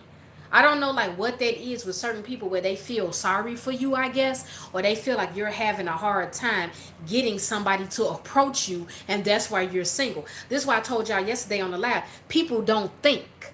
They don't think. They see one thing and they take it and run with it and feel like that's the only answer. Whatever's in their face right there at that moment, that's the only answer. You don't have the answers, Sway. You don't have the answers. What else was Kanye West telling Sway? You don't got the education. You don't got the education. You don't have the education about the single community. These people that speak out against the single community, sit some single men and women down. Not the carnal, worldly ones, but Christian men and women that got a good head on their shoulders. Have conversations with them. Why don't you all try to ask them, why are they single? Now, I done told y'all why I'm single. It's a two-edged sword with me. I still got to work out certain things with their creator because I'm a divorced woman, even though I got cheated on, and that's why I filed for a divorce. I already told you all that. Extra kids came. Baby, I ain't dealing with none of that. Hello. But I was younger. And so I already know what the Bible say about remarriage. And there are celebrity pastors that are remarried.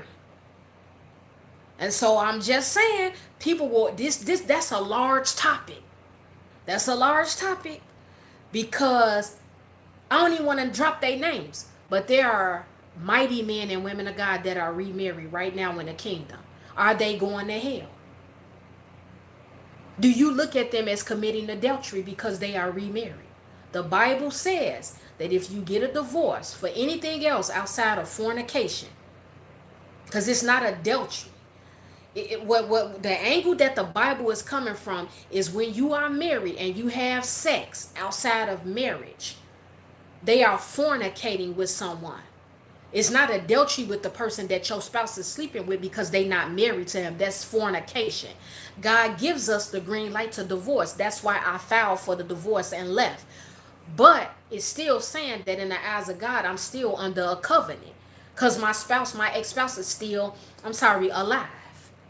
But there are Christian men and women in the kingdom that are remarried. It's a lot of that's happening.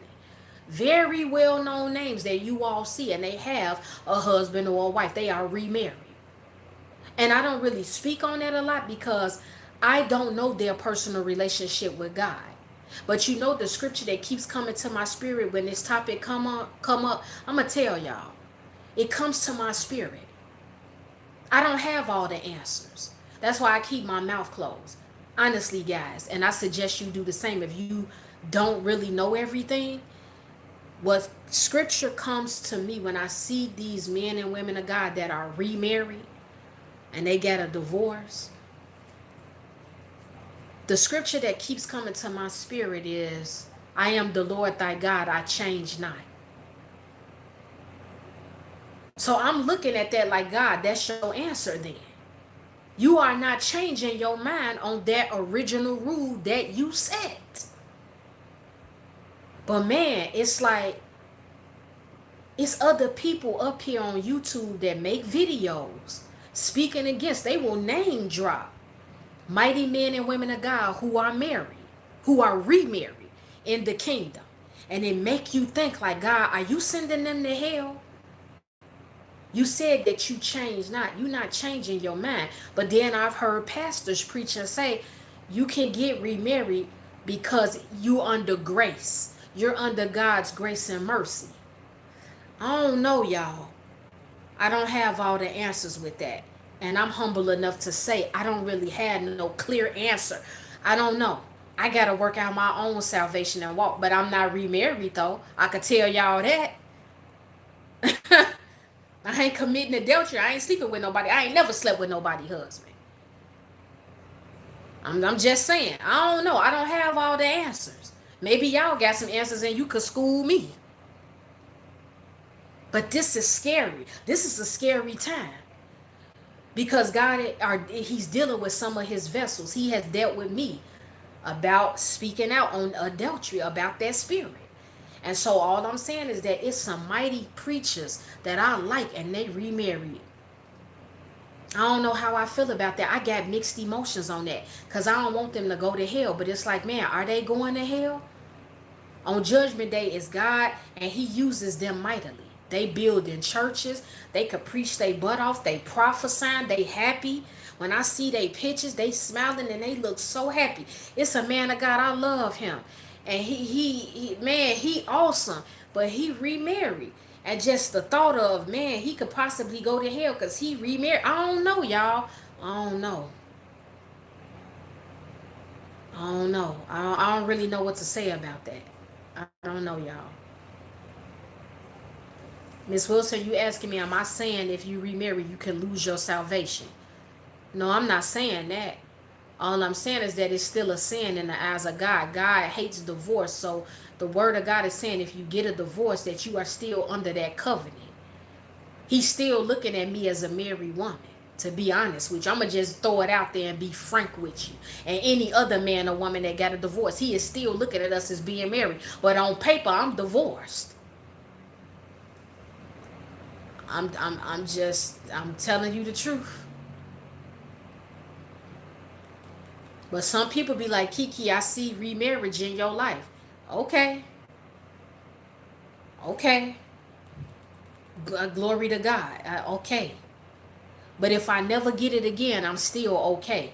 I need y'all to know that. Yours truly, you said that doesn't make sense. Which part, sis? Tell me. Talk to me. Sid, you said advice for 6th graders. You a 6th grader, baby?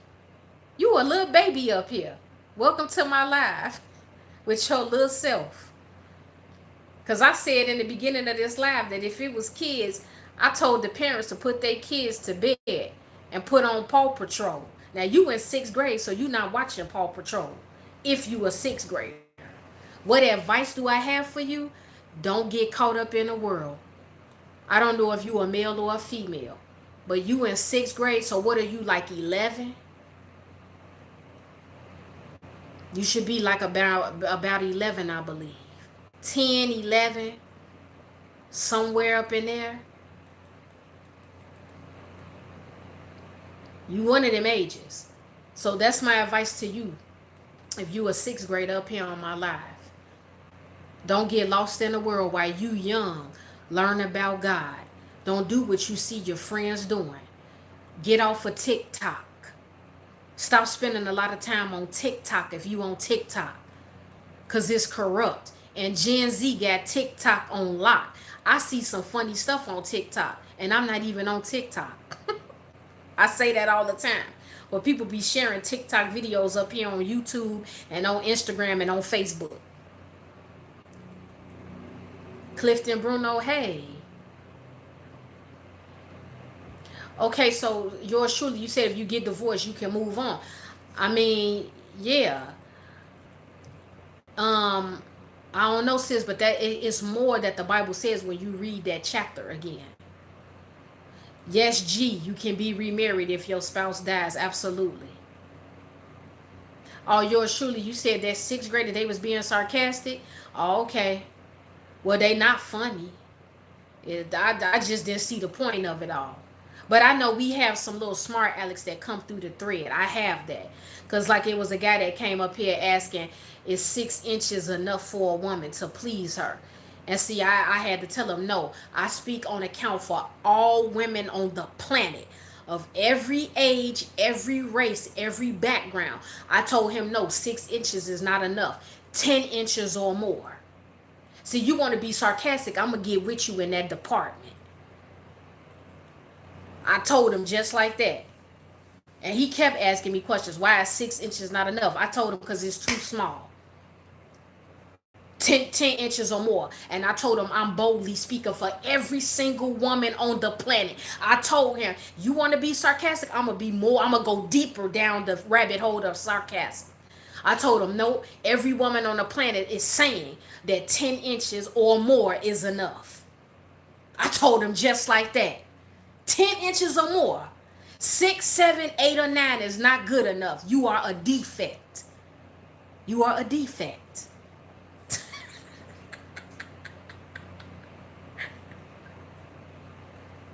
So now, Unleashed with Keish, Jag the Diva, y'all laughing. Male, hey. Oh my God, y'all know I gotta come with the jokes. We can roast each other. I do that too. I do it all.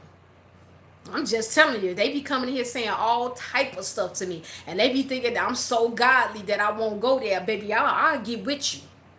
I will get with you. I'm just telling you.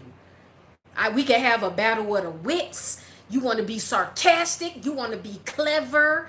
You want to do all that. You want to be a little rebel. Yep, I could get with you in all them departments. I told y'all I done seen a lot. I done been through a lot. Don't play with me. I'm just telling you. He ain't like that. I told him. He was like, what? 10 inches? I was like, yeah. You keep asking me, is 6 inches enough to please a woman? No, it ain't. Every single woman on the planet, I'm taking the permission of every single woman on the planet, 10 inches or more. Every single woman on the planet want that. 6, 7, 8, 9, it's not enough.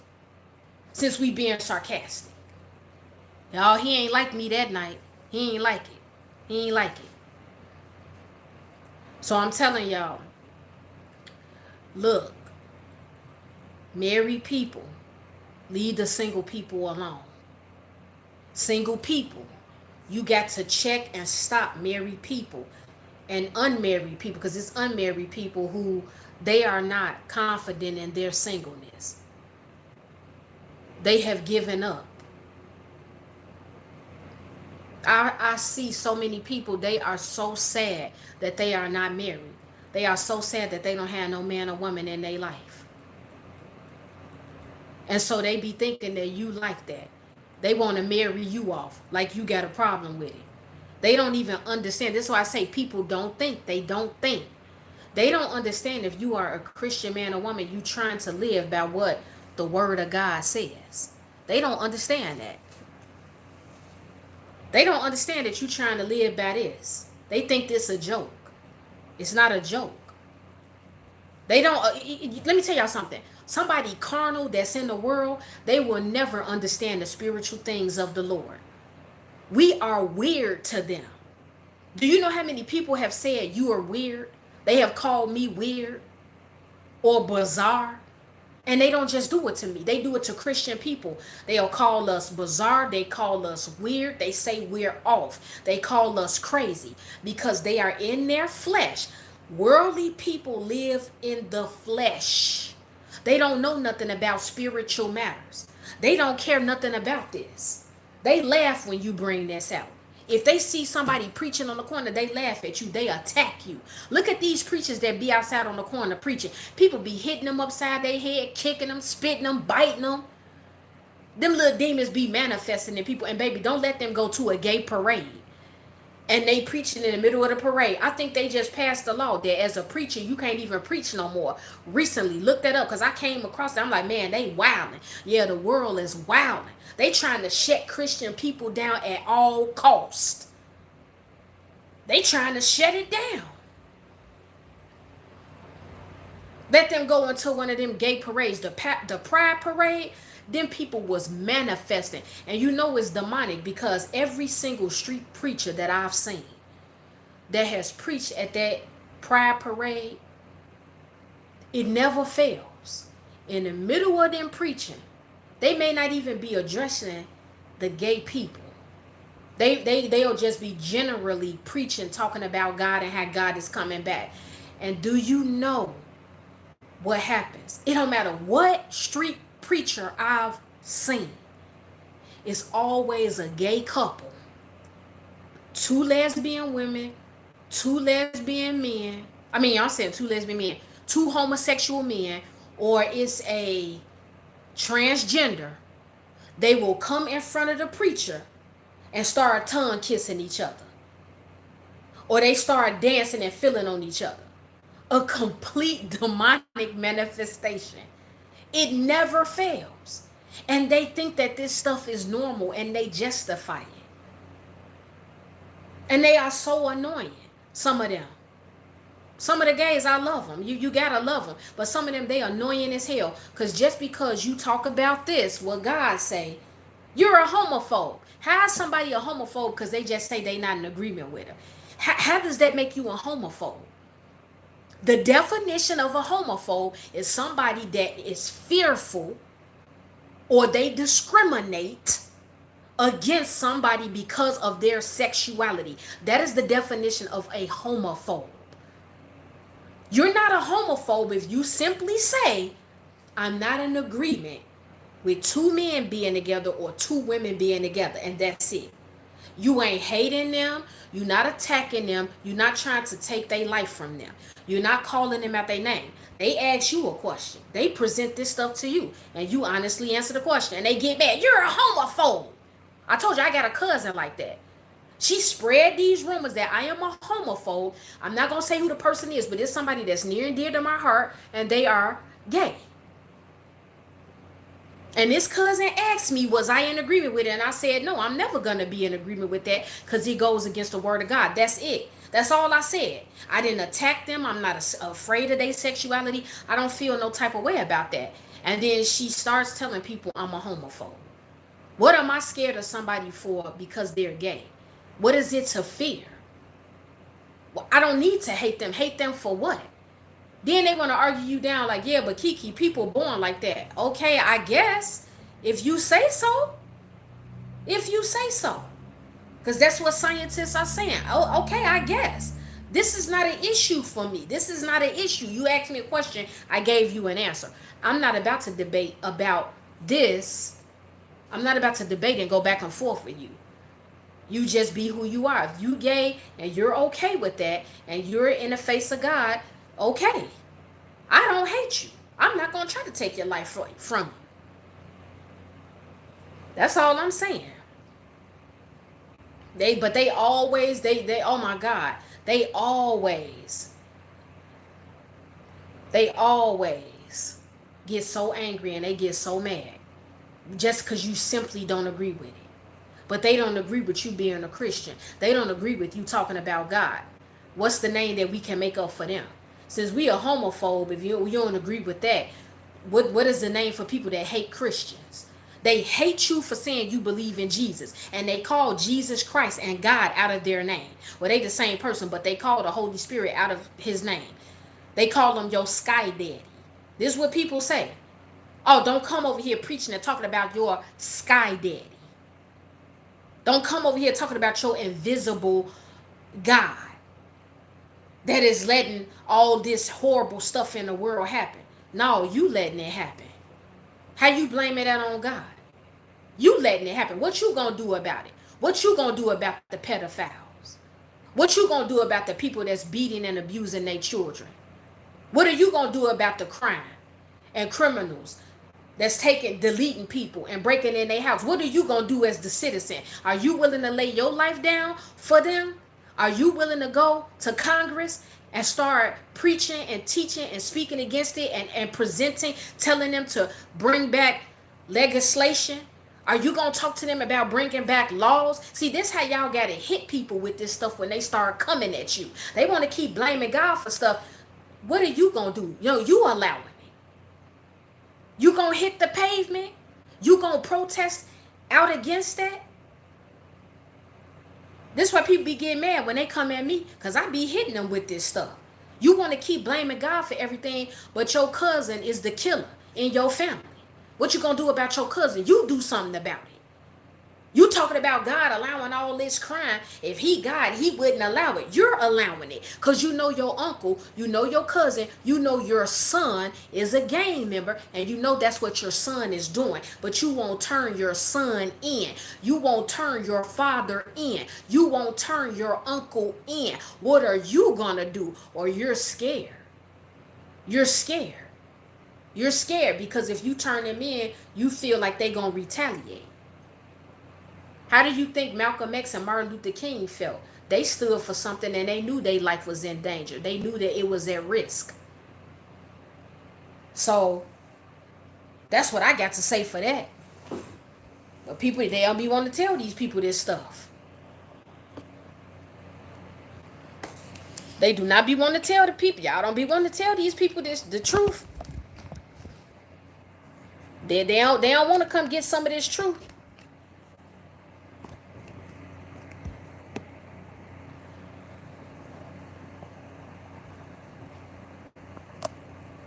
Thank you, Joanne Watts. Thank you.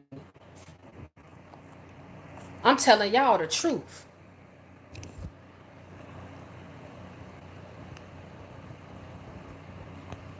They don't want to tell y'all the truth about some of this stuff.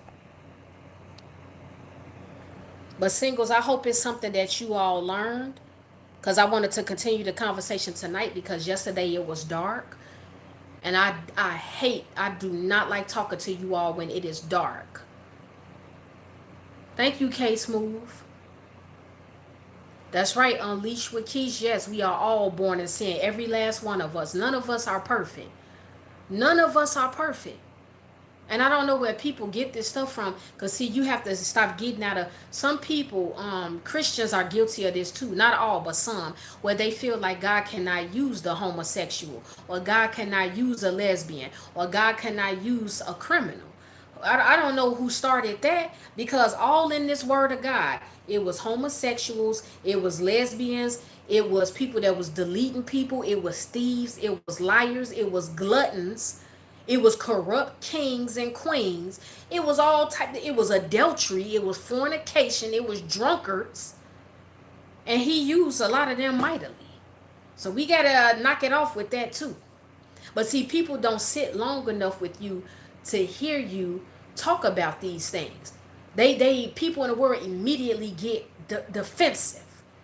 When you just be like, no, my sister, my brother, you shouldn't be doing that. You're a homophobe and you're judgmental. But wait a minute, hold on. I thought we was having a conversation. Why don't you have a seat? You want to talk?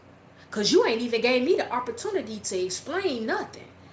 Okay, I'm giving you the opportunity to talk. You state your stance and your beliefs, and then I tell you why God is against it. Let's talk. But the world, they don't want to do that. Everybody want to fight. Everybody want to argue. But I ain't finna argue with you. Argue with yourself.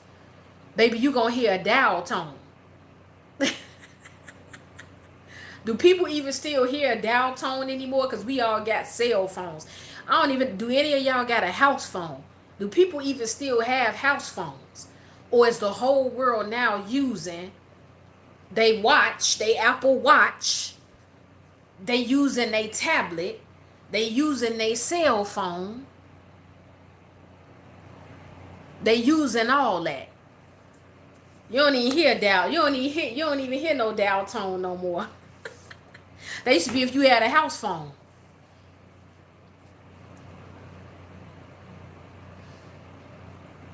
So yeah, some people they got that. But like I said, I just feel bad for certain singles because I do run into a lot of singles. They are very hurt. They are very upset that they have never been married. They are very hurt. They are very upset that they don't have a companion. And I hate to see single men and women like that. And I have to try to be more sensitive and put myself in their shoes because some of you all, you have never experienced marriage. And I know for a lot of you, you want to experience that. You want to experience that. I told you all on the live last night. I told you all that what did I say? I said that I see how childless married couples and childless women feel when people approach you and keep asking why you don't have children. That is the same way a lot of single people feel when people keep trying to marry us off and hook us up with somebody to go on a date with. Responsibility, hey. Yeah, sweetie, something went on with my live yesterday. And it's not posted. It's not, see, it's something that went on as it was posting, and it had to be trashed. So I had to come back up here today with more information. I think I told y'all that in the video because the video message about this topic that posted, that's up there. And it was a lot of feedback on that. So I just came back up here for a second night. And so that's what I'm telling you all. That I want you all to experience that. I want you all who have never had marriage to experience that. But I do understand how women who don't have children, I understand the irritation that a lot of you women all around the world feel when people keep questioning you about why you don't have kids. People don't think. Again, people don't think. They don't know what's going on with you physically. They don't know what's going on with you emotionally. They don't know if you have gotten pregnant before several times. They don't know if a married woman has gotten pregnant several times, but she's miscarried because it's something internally in her lady parts that's going on. People don't think. They automatically feel like, I've heard people say, oh, well, people with kids, they selfish. How are you saying that? So you looking at this couple or you looking at that woman with no kids and it's that surface for you? You haven't tried to think and go deeper? And really, the reality of it is that it's really not your business. But this is what I say for when they come at us singles, trying to invade the lives of single people, and they keep questioning you as to why you don't have no man or woman on your arm. Y'all don't know how annoying that is. It's so annoying. Because my question to these people is, what are you, why are you worried about it? Why are people so bothered with single men or women? And why do everybody assume that we can't get a date? You could date almost anybody now. People out here thirsty. Did y'all know that? People out here thirsty as hell. They thirsty. You could call somebody up right now and be like, what up with it? You want to go grab something to eat? Okay. You want to go to the bar? You want to go have a drink? You want to go out stepping? I don't even know nothing about no stepping. Don't ask me. Because Danny finna get me, y'all. Danny gonna get me like, what? Kenyatta Marsh Hayes, sweetie. Don't look, let me tell y'all. Ladies up here with no children, y'all better stop these people from, it ain't their business. Some of y'all, you might not literally want kids. But I see how y'all feel. I never really felt the pain from a childless married couple or a woman with no kids until I started to feel the irritation how people keep trying to marry me off and get me to date. I don't want to give up my freedom and my comfort. Not right now. It ain't no judgment. It ain't no pressure on me. It's no pressure on me. I say that humbly. Now God could change it. I could come up here one day and be like, hey, y'all, I'm getting remarried. Don't feel some type of way about that. You just better pray and trust that it's coming from God. Because God can change your life overnight. Y'all have to be aware of that. Where I am right now, where you are right now, you could be in a different place 2 days from now or a week from now. I'm just saying. I'm just saying. But Danny, I don't know nothing about stepping. I don't know nothing about that. K Smooth, you said you single, but definitely not for any and everybody. But I'm definitely looking and searching for a divine soul to be wifey. I got you, and I'm not mad at you. I can't. I would be lying if I told y'all I'm looking for that, cause I'm not. Am I open to it? Yeah, if that's what God want to give me. But like I said, I just like my level of comfort. It ain't no judgment. If I don't want to do my hair, I don't have to. If I don't want to cook a full course meal or dinner, I can eat a childish meal. Like I told y'all, I could go and eat an Uncrustable. I could go and make a grilled cheese sandwich, and that's it. Y'all could do that too. But when you married, you can't pull these type of stunts, not all the time, cause then you finna get confronted. Your man gonna come to you ladies like, babe, why we got peanut butter and jelly? Why you make grilled cheese sandwiches? Where's the steak? Seriously. But I'm just saying, ladies up here with no kids, y'all better stop letting the people in the world come and shame you. If you a married couple with no children, stop letting people shame you and question you about why you don't have kids. Some people just legit don't want kids. Why do y'all keep thinking there's something wrong with somebody? Everybody don't have to lay up and have no baby. People don't want to spend more money. People know how evil and nasty the world is. They don't want to bring no child into the world. I'm just saying. Some people are afraid to be a parent. Being a parent is not, it's not easy. It's not easy. I'm just telling y'all. Crystal Marie, hey, sweetie. I'm just telling y'all. You have to understand this stuff. Start correcting people in love. I'm not saying curse nobody out. Don't get into no fights and debates with people. But you all as single people, you have to be stronger in your responses to people. And you have to know how to correctly answer people when they come at you. Stop allowing people to keep shaming you. How dare anybody shame you for not having children? How dare anybody shame you for not being married? How dare anybody shame you? And like I said, it's very annoying to me when people come to me like, why you ain't out here dating? You should be out here dating. You should be out. How you telling me what I should be doing? No, you should be getting up out my business and going to make yourself useful. Go make me a drink. Make yourself useful. Leave me alone. Go make me a drink. The drink that I want, go in your refrigerator, put some ice in a glass, pour me a cup of Pepsi or ginger ale, or if you got some root beer, preferably Barks, slice a lime, slice a lemon, put it in the side of the glass, and if you got some straws, put it in my glass and bring it to me. Please. That's what you need to be doing. Don't tell me I need to be out here dating. You need to be making me a drink. You need to be going to make me some spaghetti with meatballs and Italian sausages in it, with extra oregano and garlic powder and onion powder, and chop up some onions, chop up some green peppers. And then I need you to slice up some tomatoes and put it in a blender and make my sauce from scratch, because that's what I do. That's what you need to be doing. Stop telling me I need to be dating. You need to be going to make me a drink and making me some spaghetti from scratch. And while you at it, making that spaghetti and meatballs, you need to be going to make me some fried catfish with Old Bay seasoning on it. That's what you need to be doing. Okay? You need to be going to get in your car and driving to Walgreens or Ulta or CVS and buying me some natural hair products. Somebody just ran into me in Walmart yesterday and they told me, I love your hair. Your hair is beautiful. I use the Tabitha Brown collection. So before you come to me and say, Kiki, you need to be dating. You too young to be up in the house. I ain't super young like that. Whatever. No, you need to be going to get in your car and going to buy me Tabitha Brown's line for my natural hair.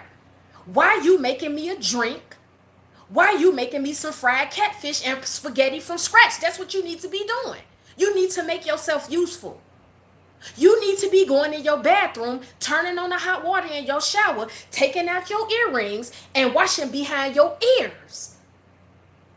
You need to be plucking the hairs out of your nose. If I need to be dating, you need to be going to pluck the hairs out of your nose. You need to get in the shower and you need to wash your legs and feet. Because they did a survey and said the majority of people that take a shower, they not washing their legs and feet. You need to be going to wash your legs and feet, bro, sis. You need to be going cleaning behind your ears. It's dirt back there. Every day I clean behind my ears. Every couple of days I take out my earrings, and these are real. You need to take them out. Clean them. They itch sometimes. Dirt pack up on them. It smells if you don't keep it clean. That's what you need to be doing. You need to be going to the store and getting me some caramel and cheese popcorn because I haven't had none. Mariano's, I haven't seen it.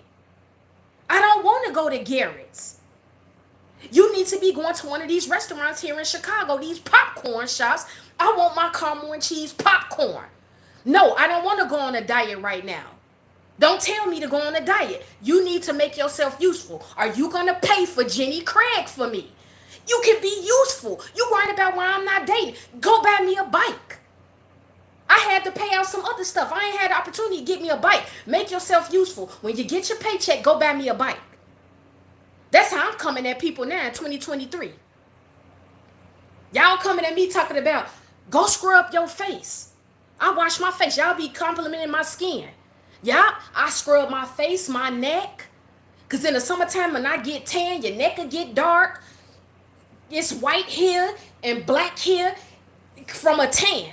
Go exfoliate. Scrub your face. Scrub around your nose. Scrub your T-zone.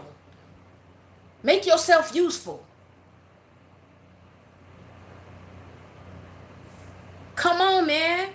Go to Portillo's. Go to Italian Fiesta. Give me a pizza. I want the individual pizza, sausage and pepperoni. And on a good day, you could get green peppers, onions, and mushrooms put on it. I like to eat some good food. That's what you need to be doing. Don't tell me what I need. I don't need to be dating. If I need to be dating, you need to go in your kitchen and be making me some dinners from scratch. You need to be going buying me some natural hair products. You need to be going to buy me some facial cream. I like creams. I like to scrub my face. You need to be going to get me the hottest nail polish and toe polish for my toes.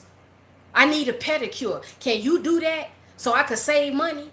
Make yourself useful. Go pull out your spa tub, bro, sis, because it's a man. You got one in your house. Don't come to me talking about what I need to be doing. That's what you need to be doing. No, that's what you need to be doing. Where's my spaghetti at? I asked for 2 meatballs and a sliced Italian sausage.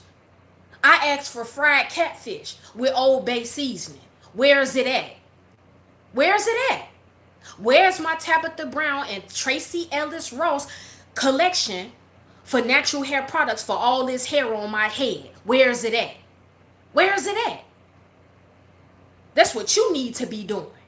Where's my bike at? All right, you want me to work out? You want me to lose weight? Okay, where's my bike at? When do you get paid? When do you get your check? Zelle me and cash at me right now. I could go to Walmart and get a bike for like $120. That's what you need to be doing. This how y'all got to start responding to people. You need to have a baby. You've been married for 3 years. Now, what you need to do, go in your kitchen, get your Comet kitchen cleanser. Turn on the hot water, get your scrub daddy, your pad. Sprinkle that Comet on your stove. Take all the eyes off your stove. And you need to scrub it. What you need to do, you need to open up that refrigerator and get that moldy green pepper, your yams, and your potatoes that's been in your refrigerator for the last 6 to 8 months that's stinking up the whole refrigerator. You need to go throw it out. What you need to do is go to your daughter or your son's bedroom. Open up their book bag and see what's in it. They can have a pole right sitting in their book bag in your house. That's what you need to be doing. You need to go tell your kids to get off TikTok. Your daughter's posing in her panties and her bra. She twerking. She 10, 11 years old. She 15, 16 years old. That's what you need to be doing. That's what you need to be doing.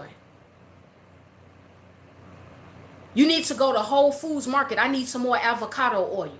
I need some more coconut oil. That's what you need to do. You need to go get me some smoked salmon. That's what you need to go do. Because I didn't have the taste for some smoked salmon. Go to Whole Foods Market. That's one of my favorite stores. Now, better yet, what you need to do, you need to go to Sam's Club and buy me the big box of the pineapple that they got. It's 4 jars that come in one box. That's what you need to do. And buy me some Frank's Red Hot sauce. They got like a 2 or a 4 pack. You need to buy me a pack of baby wipes, a big box from Sam's Club. That's what you need to do. Because I keep them in my car and I keep them in the bathroom. That's what you need to do. You could pay my T-Mobile bill and my internet bill. That make yourself useful. Don't worry about why ain't no man on my arm. Don't worry about why I ain't having sex. Why are you having sex? Yeah, you asking me why I'm not having sex. Hey bro, why are you having sex? Sis, why you having sex? Why you trying to come at me ask why I ain't getting none? I could get a lot of it if I want. But why are you having it? I'm gonna flip the script. Let's do reverse psychology. You asking me, well, Kiki, why you ain't having sex? I know you want it. Why are you having sex? What's the benefit you getting out of it? Is your pH balance? Is it okay? Is it okay? Okay. You better make sure your pH balance is up to par. You better make sure. Did you get your pap smear? You good? You ain't itching or nothing, are you? Okay. Your tires good? Your windows good? Your tires ain't slashed? Your windows ain't busted out? Didn't nobody baby mama text you or nothing, did they? You arguing today with your baby mama, your baby daddy? Huh? What you got? Because hey, I ain't arguing with nobody. No, not one soul. Who popped up at your house today randomly while you was on that date? Sis, what you talking about? Bro, what you talking about? Why your baby mama arguing with you? Why your baby mama arguing with you? Why y'all getting into it? You ask me why I ain't having sex, why I ain't dating? Why are you dating? And you're married. How you on a date with your wife at home? How you on a date with your husband at home? It don't make sense. Make it make sense. The math ain't mathing. This how I'm gonna start coming at people, and I love you, and I'm a saved woman. But you got to go there with people sometimes. They be talking about why you ain't got kids. For all the women up here with no kids, I love y'all. God bless y'all. When they come to y'all and be like, why you ain't got kids? Be like, why do you have kids? Seriously. Get up in their face, be like, why do you have kids? How many kids you got? They be like, I got 4 kids. You ain't even got none. Girl, you 35 years old. You 40 years old and you married. Y'all ain't got no kids. Y'all been married for 3 or 4 years. Be like, you got 4 kids? Why you got 4 kids? That's a lot of kids. Man, you been on your back a lot. You had a lot of sex. You got 4 kids? Man. You got 5 kids? You got 6 kids? You got 7 kids? Man, you got a lot of kids. See, you will be the bad guy if y'all start responding to people like this. And you ain't even got to yell. You ain't even got to cuss. You could just be looking at people talk calm. Be like, but why do you have kids? You asking me why I don't have kids. Why do you have kids? Was that your idea, your husband's idea? Do the fathers match? Do the mothers match to your children? Or you got like different mothers? And this is not to shame nobody. But it's a point that I'm making with this through my sarcasm. If y'all started giving people these responses, how would people act? They would be so offended. People would be crying. People would try to fight you. They would try to fight you. They all in the single community. Even other singles attack other singles. It's weird. It's weird. It's weird. I done had other single peoples that they having sex like rabbits, and they'll talk about the other singles that's not having sex. They be laughing, thinking it's funny. I be like, but wait, why you having sex with like 2 or 3 different dudes? And baby, you can't tell them nothing. I got family members like that, baby, you can't tell them nothing. They think they all that when they look like a clown. You're a clown. Point blank period. You look like a clown while you trying to clown somebody. Are you serious? Y'all got to start learning how to politely put people in their place. And I'll tell you, you know what I'm saying? You can't. God wants us to give a godly response. This is a lot of sarcasm coming from me. A lot of times you got to just be quiet. You don't say nothing. But I'm saying if you were to flip the script, and why they asking you why you don't have kids, if you simply just be like, but why do you have kids? When they say to you, you need to be dating.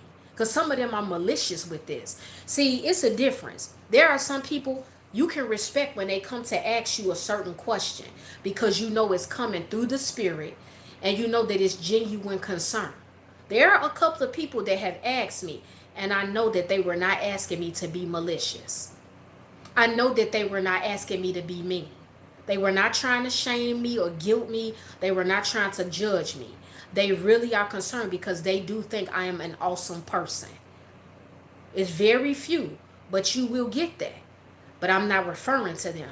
I'm talking about some people, they maliciously ask you these questions. They say stuff to you because they are trying to guilt you or make you feel out of place. I'm just telling y'all, they do this stuff and it's malicious. They trying to make you feel bad. They trying to make you feel bad because you are not married, because you are not dating. You don't even know sometimes right now if somebody would really be in love with you now because they in love with somebody else. I remember that was a very large topic that I brought to my Facebook page. I don't even bring, the Bible says don't cast your pearls to swine. I got a message for you all coming soon with that to further explain that. But I stopped doing that because they don't appreciate it. They don't even understand, they're not even trying to get the understanding. But I brought that topic. I remember bringing that large topic up. And people was getting mad.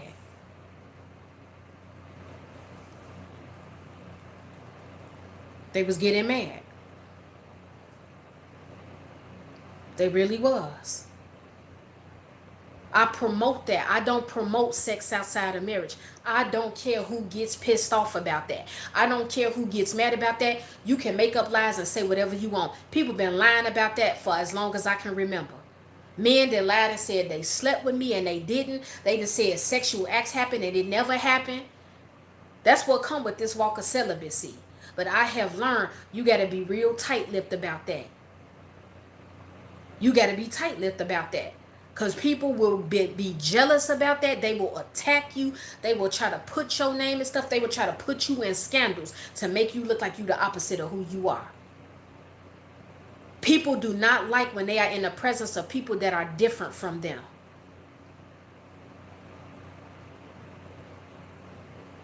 They don't like it. But I'm going to always promote that. You should not be in the bed with nobody that is not your husband or your wife. And I already know a lot of people feel like, but you don't understand. My husband cheated on me. My wife cheated on me. I can't go without having sex. Yeah, you keep speaking that. Yes, you can. I'm not the only person that's celibate. There's plenty of people that are celibate. Quit saying what you cannot do. You can do it. You choose not to do it. You don't want to do it. Women have argued me down. Oh, don't nobody have to be a celibate. Don't nobody have to be a prude. They don't have to be no prude. Women are sexually liberated and free. So wait, you having sex with multiple men, you liberated? You're free? You're lost. You have a spirit in you. You have a lust demon in you. You're lost. You're lost. There is no way you are at peace sleeping with multiple people. It's no way. I don't care what the world say. You're not going to try to convince me otherwise. You are lost. You are lost.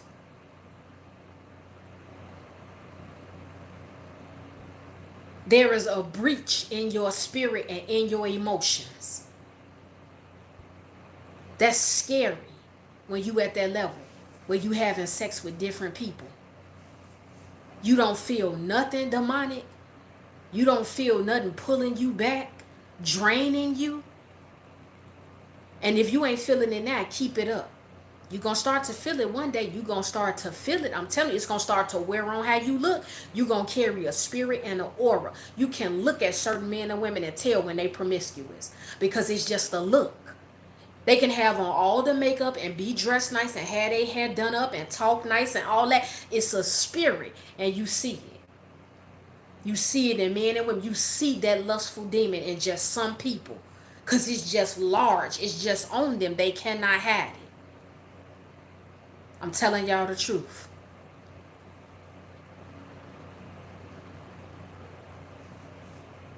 You are not supposed to have drama in your life as no single man or woman. It's not cute. It's not funny. It's time for y'all to come out the world. The world ain't got nothing for you but drama, okay? It's drama. It's confusion. Yes, certain things will go on with your life. Stuff will happen. You're going to have your battles.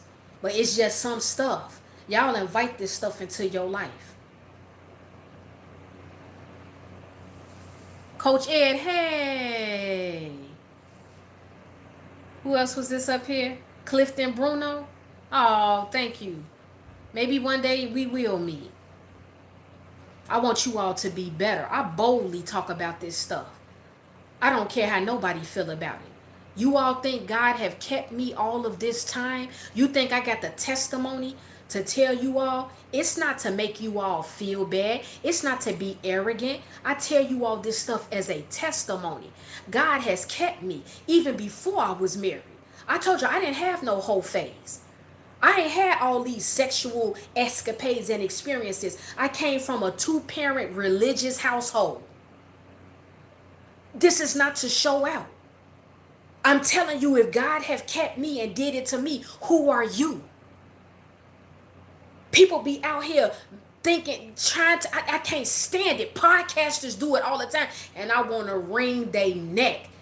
Babe, don't put me in a category with you and how you been out here getting down. They do it all the time. Ain't nobody really out here that ain't never had a whole phase. Baby girl, speak for yourself. Sir, speak for yourself. Stop speaking for the whole world. Just stop. Y'all got to stop. Now, baby, you ain't gonna put me in your category. I ain't out here moving like you. All thanks be to God. That's because my father was anointing my head with oil when I was a little girl.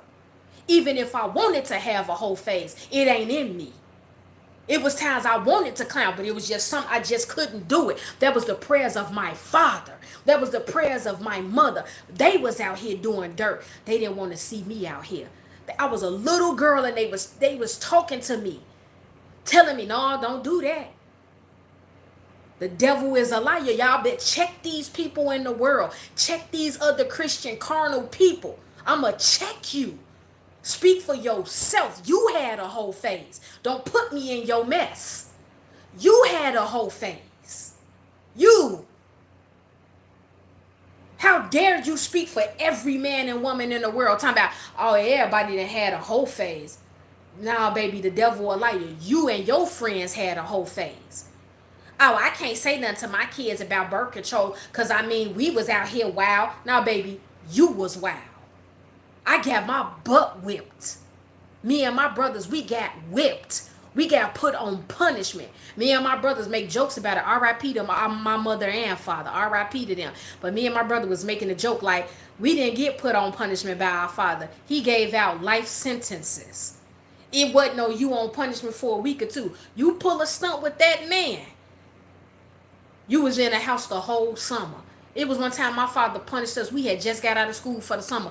We had to stay in the house the whole summer. That was a life sentence. Yeah, we did all this stuff. We snuck outside when he went to work. We was in the backyard. We went across the street a couple of times to the neighbor's house, played around, walked to the store while one sibling watching out. Because I told you I don't have no sisters. I'm the baby. I'm the youngest. I had 3 brothers. I have 2 now. One brother died. My brother died. Him and my mother died a year apart. He died January 6th. That's when they did the state capital of 2021. He died. 2022, my mother died. All of us have the same mother and father. It was four of us. I'm the only girl. So I grew up kind of rough around the edges, tomboyish. I wasn't in the house with no girls. Just my mom, just me and my mother. All the rest, males, all that testosterone. So I'm sharing that with you all so you are more familiar with me. But I'm telling you all, I tell you all my testimony to let you know that it's possible. I don't like when people get on platforms and be trying to speak for the whole world. I don't care if I'm in a room with 100 people. You can't think that in a room of 100 people that every single person that did the same thing. That's ignorance. That's why I say people don't think. It's arrogant of you. It's ignorant of you to feel like your experiences and what you did and stunts you pull, that's what me and everybody else then pulled. Come on, man. You can't be thinking that. I wasn't able to do none of that. Did I gang bang? Yes, I did. Did I smoke weed? Yes. I'm not telling y'all I was some perfect angel. Was I cussing people out? Yes, I was. I was cussing people out starting third grade. I was cussing full grown men and women out. I cussed a lady out so bad when I was in third grade. She came knocking on my mother and father door and told. And my parents tore me up. My mother whooped me, and then later that night, my father came home. I got another whooping. I got 2 whoopings in one day. I'm telling y'all the truth. I was cussing people clean out. They will tell you, oh, she up there doing that. Girl, she cussed me and my husband out. I sure did. Y'all crossed the line. I'm just saying. I'm delivered from that. I ain't cussing nobody. I ain't saying some cuss words don't come out now. I ain't gonna even lie to y'all. Seriously. But I'm not walking around cussing people out. I'm telling y'all the truth. I got so many stories. Y'all would be up. We'd be up here all night. We would be up here all night, y'all. I'm telling y'all the truth. I was clean. Cussing people out. It's levels to this. I could teach y'all the levels, but I wouldn't. I'm saved. I can't do that. But it's levels to cussing people out. It's levels so deep to where you cuss somebody up to tear them down, and then you cuss them out in another level to build them back up. My father told me and my father, he used to talk about that. My father be like, it's levels to this.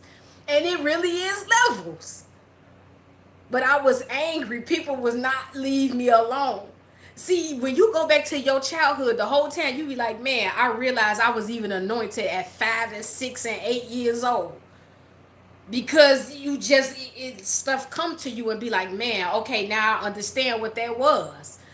And you got these people trying to tell you something. I'm real strong in my belief about something, even as a child. Baby, it's certain stuff with me not up for no debate. I'm not finna argue with you. Don't call me on your show. I don't want to do no Zoom with you. Because it's not going to go well. Because you're going to start asking me stupid questions, and you already know what my reaction is going to be. So I'm not about to play this game with you on your platform. Point blank, period. I'm not about to waste my time. I'm just telling y'all, seriously. So now I'm telling you, sis, I am not even lying. I'm telling y'all the truth. I'm just telling y'all. I wasn't, just because sexual immorality was not my stronghold. I don't want y'all to think that I'm saying I was a perfect person. I made a lot of mistakes. I make mistakes now. I'm not saying that my life is all together. I'm not telling y'all that. I'm just telling you all I got a past too. Just like y'all do. Just because my dirt ain't like y'all's, it don't mean I ain't had none. It just wasn't in that category. And so all I'm saying is that I say that to inspire you all. I tell you that not to brag, but to inspire you all, to tell you that it's possible. Men out here think women are all the same. How? No, bro, don't make me be like your ex-wife or your baby mother. She cheated on you. You saying all women are 304s. No, we are not.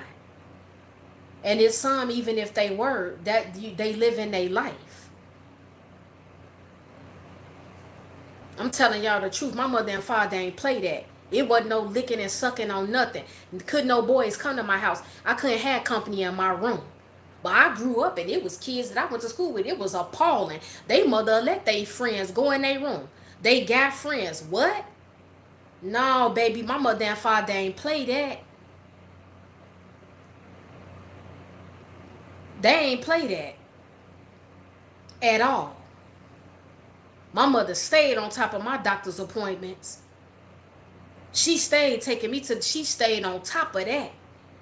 When they had to give you your physical, and see, they was giving you pregnancy tests, you ain't even know what it was. When you had to give urine, whole time, you ain't even know that you getting a pregnancy test.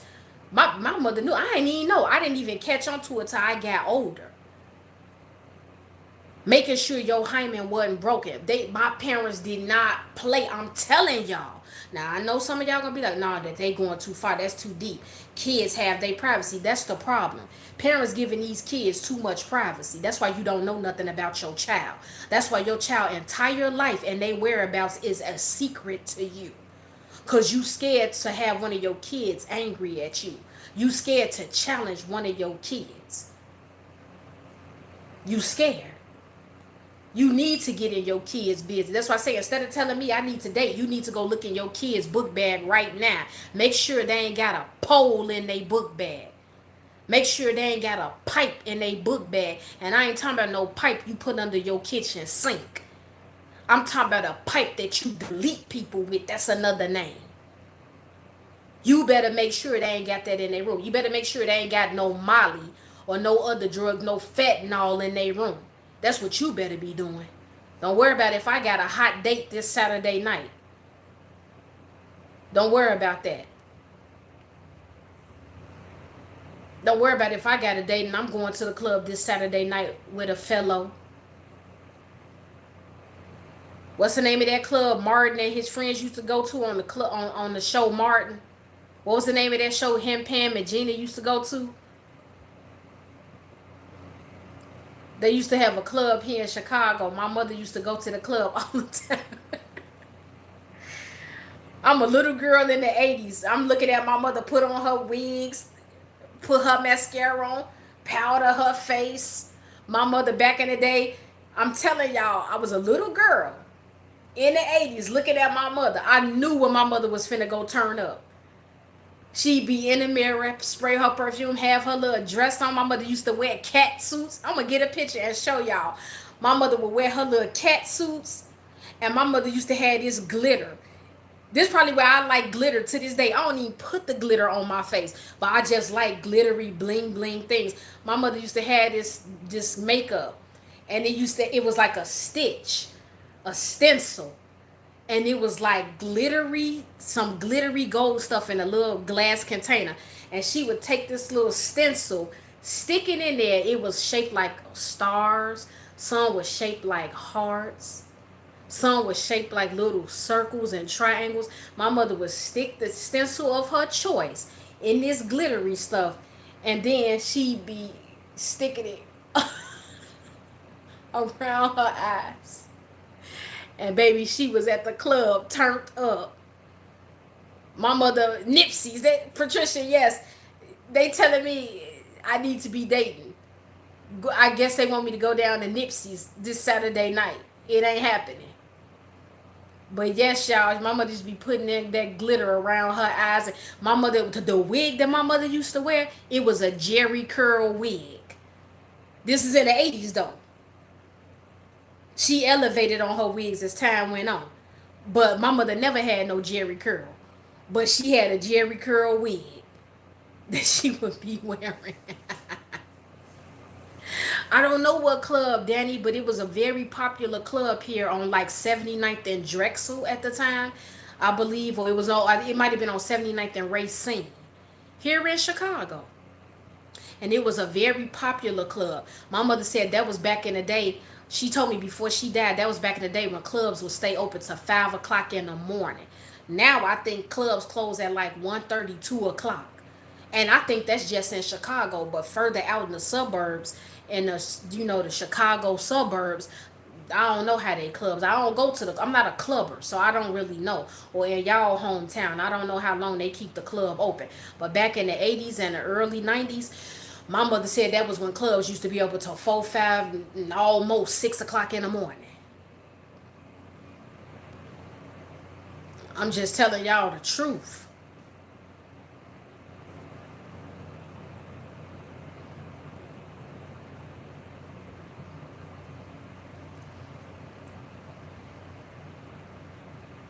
Yeah, Tracy, I hear you. I just feel like parents, the world is so different now.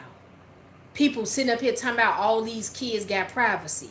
Even at the doctor's office, they have gotten. It used to be a time your parent can come in a room with you. Like ladies, if your mother took you to the doctor when you was a little girl, you didn't have the option to have a choice. If that doctor came in there and told you to take off your clothes, your mother sat right there. Oh baby, now, not now. Now you take your child to the doctor. They come in there and be like, do you want your mom to stay or leave? What? Why are you even asking my child that? I'm the mother, I'm staying. Oh, well, your child has the right to their privacy, so we gonna ask you to go into the waiting room. That's why you gotta train your kids before they even get up in age. Like when the doctor come in the room and asks you, do you want me to leave or stay? Be like, I want my mama to stay. Like literally, because they doing too much. You will have a stranger right in your household. Because this is what the world is doing now. They are causing a separation. It used to be back in the day, in the 90s and in the late 80s, where your parents stayed in the room with you when a doctor came to search you out. It wasn't no secret you was having sex or you got pregnant. Your parent knew about it. It wasn't no, oh, you got to give your kids privacy. They got the right to their privacy. How the hell are you paying the bills, buying your kids food, you taking care of them, but you gonna let some doctor or some outsider, a psychologist or something tell you you don't have the right to go in your kid's room? Baby, bye. Bye. Are you kidding me? And it's some parents, y'all just give in to this. Y'all just give in to this stuff. Well, I'm not gonna go in her room. Honey, let's not go look around in her room. We want her to have her privacy. And y'all letting y'all kids cuss y'all out and snap out on you. Mom, you came in my room and looked at my purse. Mom, you came in my room and looked at my book bag. This is my room. This is my privacy. Are you kidding me? Your child is a stranger to you. You don't know nothing. You don't know who their friends are. This how different the world is. Now, I'm telling y'all. Y'all better wake up. I'm happy I ain't have a bunch of kids. I'm happy I just have my son and daughter. And my son and daughter don't even live with me. They older. 18 and 21. Baby, you living your life. You do what you want to do. Because that's what they wanted to do. I ain't finna go back and forth with you. Y'all think it's the grass green on the other side? You want to turn up? Baby, go turn up then. And you gonna get ate up out here. Keep thinking stuff out here sweet. It ain't sweet. All you could do as a parent is pray for your kids. Saturate your children in prayer. You pray God's protection and you move on with your life. They feel like living with another family member better. Baby, let them go. Go ahead. Go right ahead. Enjoy. Have fun. God bless you. See, I ain't scared to talk about this stuff. Y'all be scared to talk about this stuff. What you scared of? What you scared of? How you got a child in your house and you scared to go in their room and look around? You scared to ask them questions? You scared to go look at your child's Facebook page? You letting your child just up there twerk and get naked and cuss? Acting a fool? Come on, man. Danny, you ain't the only parent that I heard that said that. You not the only person that I heard that said they took their child door off the hinges. Nope, it wasn't hard to let my kids go. Did I shed some tears to a certain extent about something recent that just happened with one of my kids? I shed some tears, but at the same time, it was in my spirit too. Let them go. Sometimes you gotta let your kids learn. You can't shelter your kids all day life. You can't do it. They gonna blaze their own trail. I don't care how much God is in you. And yes, as parents, we make our mistakes. I'm not saying I was just mother of the decade or whatever. But I never abandoned my children. I didn't let my kids do what they wanted to do. That count for something. That count for something. I didn't choose no weed, sex, men over my children. My kids ain't never gonna tell nobody. We never knew where our mother was. Our mother disappeared on us. She dropped us off with our grandma. We was just walking the streets. We come in the house anytime we get ready. You will hear the complete opposite coming from my kids used to get mad. Like, you don't never let us do nothing. You just too protect. Both of them was ganging up on me one day. I couldn't do nothing but laugh. They both was like, nah, Mom, you really are too protective. You be sheltering us. We got to ask you a question about everything. We got to ask, can we go here? You want to know how many people with us. You want to know where we going. Why would I not? But they weren't feeling that. My kids, they was not feeling that. They was not feeling that. They got other people, see it be outside people getting in your kids. They got the other grandmother, the ex-husband mama in their ear. They got bitter cousins that ain't never had no kids, ain't never been married, don't know nothing about God, don't even believe in God. They in your kids' ear too. So when all these outside people will argue you down and be like, well, your kids wouldn't be like that, but if your relationship was different with them, outside people wouldn't be able to get in. Baby, I don't care how tight you are with your kids. When your kids are stuck on living their life a certain way, and there's other people coming at them, it's because that's what they want to do. They're making a choice. Point blank, period. Y'all better start getting in your kids' business. Stop letting the world tell you about, give your kids privacy. Stop asking your kids if they want to have sex at 16 and 17. It's better to be safe than sorry. Y'all really think God not looking at y'all like your daughter and your son 15 and 16 and you just gave them condoms as a badge of honor? You feel like you a proud father? You really think God not going to hold you accountable for this stuff? Y'all doing everything that the world do. Not on my watch. I don't care what my kids think about me. I don't care what rumor you hear. My kids couldn't do what they wanted to do. Not on my watch. Period. Call me whatever you want. Laugh. I don't care what you got to say. What state is your kids in? People will talk about you all day and your parenting and the type of woman you are or the type of man you are. And a lot of times these people who are overly vocal about it, some of these people, how dare you speak on the type of mother I am or somebody else? You ain't even got no kids. Shut your mouth. Go sit down somewhere. You ain't got nan child. But you trying to take somebody else's child or you trying to tell somebody how they raised. You ain't got no kids. You ain't got no kids. You ain't never been married. You ain't got no husband, but you trying to judge somebody that didn't had all that. That's what tripped me out with people. They trying to come tell you about your life and your parenting, and they ain't never had no kids. But then they trying to be the savior of somebody. Baby, bye. Like I said, everybody gonna be held accountable. We all held accountable. Everybody had a turn. You reap what you sow. You getting involved in people homes with their children. You in their kids' ear trying to turn them against their parent. You're going to be held accountable. You're not getting away with that.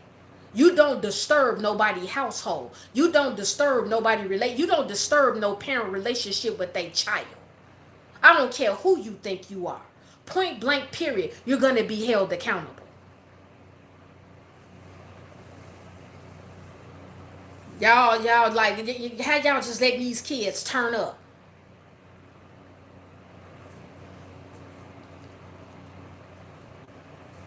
Y'all don't, like, are you serious? J-Rod, I see you, 1382. It's crazy to me. Give these kids privacy. Y'all trying to be friends with y'all kids. Don't get me wrong. I'm not saying you can't be close with your kids. I'm not saying you can't be close with them. You could be like this with your kids. They your little partner in crime. Not literal crime, but y'all know what I'm saying. As a term of endearment. They your buddy. But now, baby, you got to cross the line. I told my kids, I ain't your friend. I'm your mother. And I love my children. But, baby, if you feel like your life better living with somebody else, and my daughter in college. Well, she about to start college. She already graduated from high school. She's about to start college for the fall. Full scholarship, I told y'all that, for basketball. But she lived with another family member. Okay, if you feel your life better, go ahead. My son out here on his own. 21 years old. Go have fun. Have fun. Do your thing. I'm praying for you. I don't feel bad. I don't feel guilty about nothing. Every day I pray for my kids. I pray for my family, and I'm done with that. Y'all responsibility, y'all be thinking y'all cousins don't be jealous of y'all. How the hell you got a cousin that ain't never had kids, ain't never been married, try to come tell you something about you as a woman or an ex-wife or a parent? They ain't got nan child. Nan child. Matter of fact, some of them be talking about they hate kids. They initially hated kids, but they got a little experience with one of your kids or whatever, and then they think they the parent of the decade. Oh, okay. If you say so. You ain't doing nothing but trying to lead somebody down a road of destruction. Because let me tell y'all something. These free-spirited people that have sex, they drink, they smoke, they be trying to inflict this stuff on your kids. You can't just let the enemy have your child. I don't care what cousin, what aunt, what grandmother they live with, because that's all they be trying to do. You are an irritant to certain family members. When you stand for something and you ain't drinking and smoking and having sex, but that's what they do, they gonna convince your child, you should stay with me.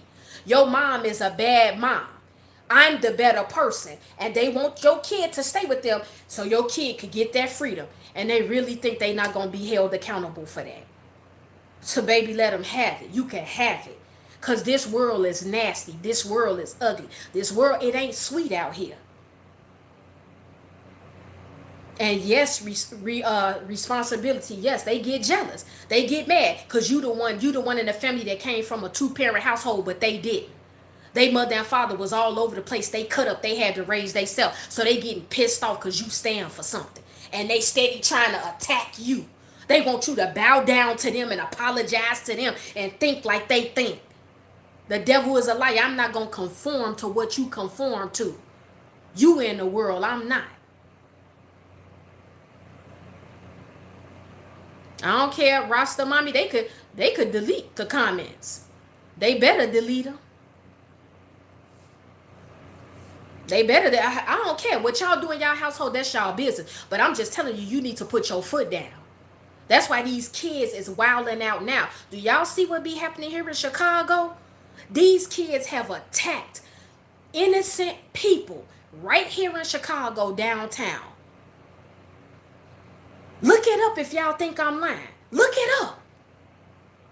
They have attacked. It is a white woman on camera. Excuse me. This white woman was probably 105 pounds soaking wet. This little lady walking downtown, I think on Michigan Avenue, it was a gang of black children that attacked this woman. Hundreds of these kids all downtown. And I love the kids. I love the youth. This not to speak against them, but where are they parents at? Some of them parents didn't even know their kids was down there. Some kids was getting arrested. This is a manifestation of demons in these kids. But if you talk to some of the parents and be like, well, did you know your child was downtown? No, I didn't know. How do you not know that? Because your kids don't have to, you're giving them all that privacy. You're not looking through phones. You're not questioning them. I remember one of my daughters, her friend's mother, telling me, you be grilling that baby. You be grilling that baby. Sis got like 6, 7 kids. Sis, don't tell me I'm grilling my daughter. That's the problem. You not grilling yours. That's why your kids all over the place doing what they want. That's why your household is in chaos. You giving all they fathers ain't nowhere to be found. You letting these kids run the show. You don't run your kids, they run you. That's why they cussing out grown people. You got a beef with a parent, or you got an issue with me. You bringing your daughter to come do something. Now, what would happen if I was in the world and I just knocked her daughter out? Then it would have been a whole nother issue. But this is how some ghetto parents are.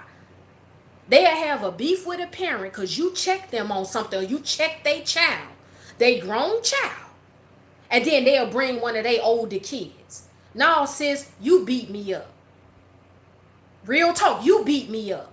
Why you bringing your daughter that's 19, 20, 21? You said you was going to beat me up. You beat me up.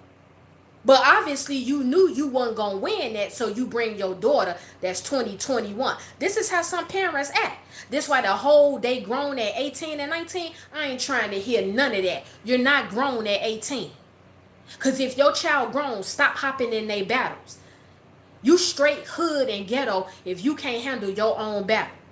Some of these women be in their 30s and 40s and they sitting up here talking about who butt they gonna kick because a parent checked their child because their child was in the wrong on something. And they talking about they finna go whoop the mama ASS. Or they gonna whoop the daddy ASS. But then they come with one of their other kids. Oh, okay. I guess. I guess. It's sad, but this how people out here acting. This how they acting. This how they acting. So I'm just telling y'all, y'all run y'all household the way you see fit. J Rod, no, I don't think they really doing it now, but it was being done several times recently. And my question is simply just, where are the parents? Where are the parents? I guarantee all them kids that was down in Chicago doing all that, they parent don't know where they are. They parent had no clue that their child was down there. Because they don't ask their kids no questions. They don't walk in their kids' room. They don't question their kids. They don't ask them nothing. They kids turn 15, it's a wrap after that. How y'all out here making these little kids think that at 15 and 16 and 17 that they grown? And at 18 they grown. They're not grown at 8. You're not grown at 18. You're considered grown at 21. Not 18 and not you are a teenager at 18 and 19. Google it if you think I'm lying. Anything with teen in it, you're a teenager. You are just at the age of consent. You can get a credit card at 18. You can have sex with somebody that's in our age range. You can have sex with somebody in their 40s, in their 30s, in their 50s, 60s when you turn 18 and they won't go to jail. All they do with your child when they turn 18 is sexualize them. This is a fact. The age of consent, well, really is 17 in this state. I keep saying 18, but it's 17. That's all they do. They sexualize them. A 17 to 18-year-old cannot buy no tobacco. They can't buy blunts. They can't go to the club. They got to have somebody in the car with them when they're driving. It's restrictions on their driver's license or their permit. So how are you grown? How the hell are you grown? And y'all let these kids believe this. This why they talking back to you. This why they turning up with you. That's why they turning up with you. Talking about they grown at 18. Oh, well, they grown. They grown. She 18. He 18. They could what the? Shut up. You sound stupid as hell. They 18. They grown. Well, they could do what they want. How you figure that? Who told you that? Y'all kicking kids out and they 18. Are you kidding me? These 17, 18, 19-year-olds still be crying like babies. You tell them to go wash some dishes, you yell at them. You say a cuss word, they crying like a water fountain. Oh, but they grown. They grown. Man, please. And they legal, Crystal. Yeah, they legal, but they not even 100% legal at 18. They not 100% legal. Legal to do what? They can't even buy tobacco. An 18-year-old cannot go in the gas station and buy no swishers. They cannot buy no Black and Milds. They cannot buy no blunts. How are they grown? What is legal about that? They cannot do it. Your 17 and 18-year-old child, since the world and the state keep saying they grown, they can't go to the club. They cannot go to the club. They cannot hop in your car and drive around without you in the car with them. I'm just saying. You're grown at 21. They can vote. They could get a credit card. And it ain't just Chicago where these kids acting like this. Kids acting like this all over. Y'all don't even see how the world just is changing. They giving all these people just these kids freedom. And that's why they don't respect us. Not all of them, but it's some of them. They will turn up with you in a minute. They don't want nothing said to them. They don't, these little 15, 16, 17, 18-year-old, you say one little thing to them, they getting pissed off. You can't say, they don't want nothing said to them. Nothing. They get mad about everything. Baby, they gonna put their hoodie on, put their hood on. It's triple digit weather. They gonna put their hoodie on, put their AirPods in, and be eating their Takis, sitting there while you going off. They don't care. They ain't listening to what you talking about. They gonna get their hoodie and have their hoodie on and be like, where my Takis at? Where my AirPod at? And they gonna be on their cell phone, on their Boost mobile phone, looking at TikTok, doing these challenges. What's the new challenge they doing now on TikTok? What is it called, y'all? Where they are doing movements like they are a character in a video game. But they always got a new challenge.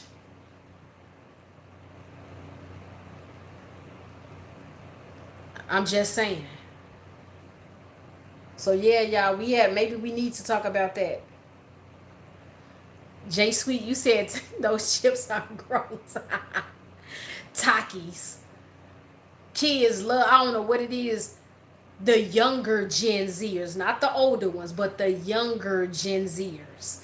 They love Takis. Yes, tonight, the NPC challenge. Where they sitting up there acting robotic. Like they a character in a video game. And some of them, they blowing up off of it.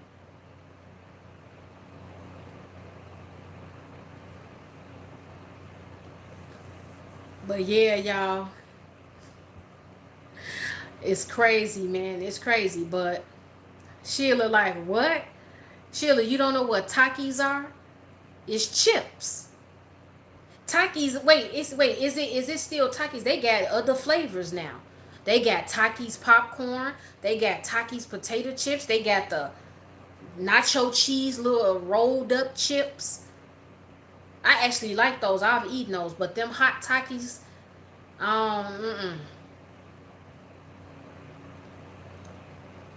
Yeah, Sheila, that's what it is. They got them in Walgreens. They got them in Food for Less, Mariano's. And the kids love them. They love Flaming Hots too. In the hands of any kid in Chicago, any kid that you see walking just about, they're going to have either a bag of Flaming Hots or Takis.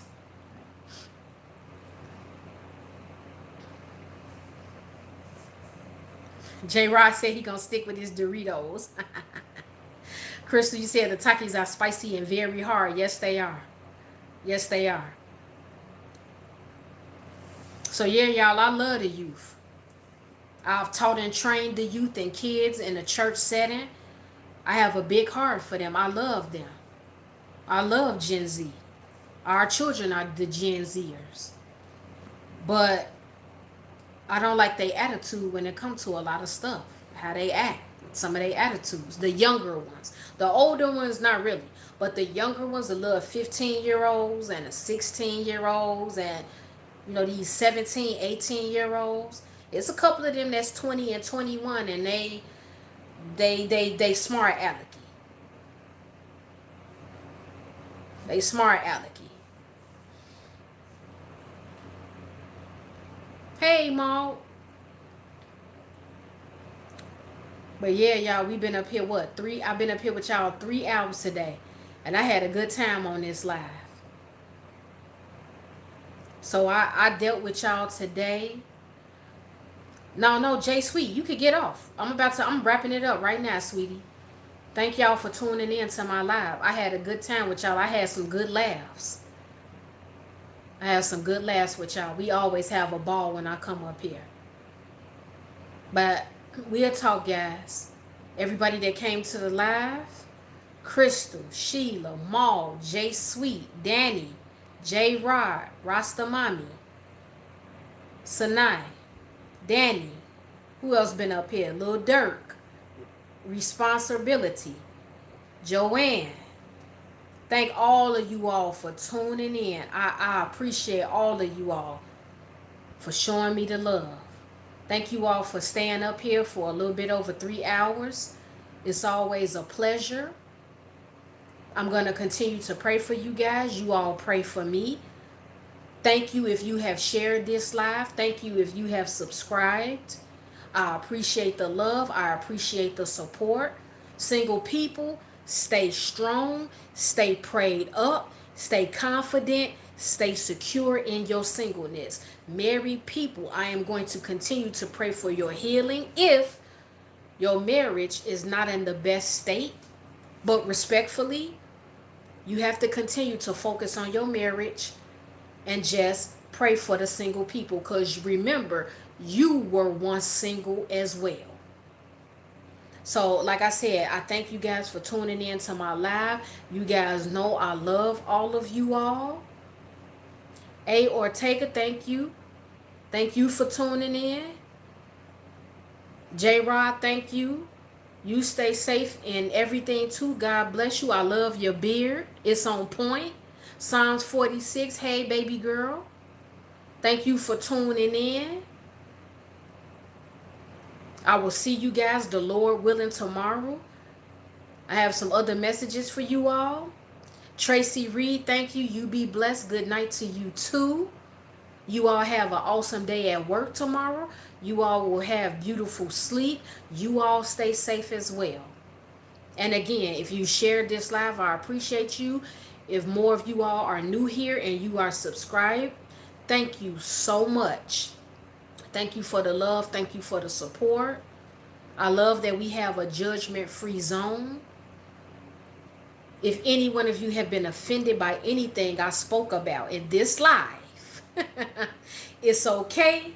I am not worried about it. I am not concerned, because I know you will forgive me in the morning. Until next time, guys, I love you and God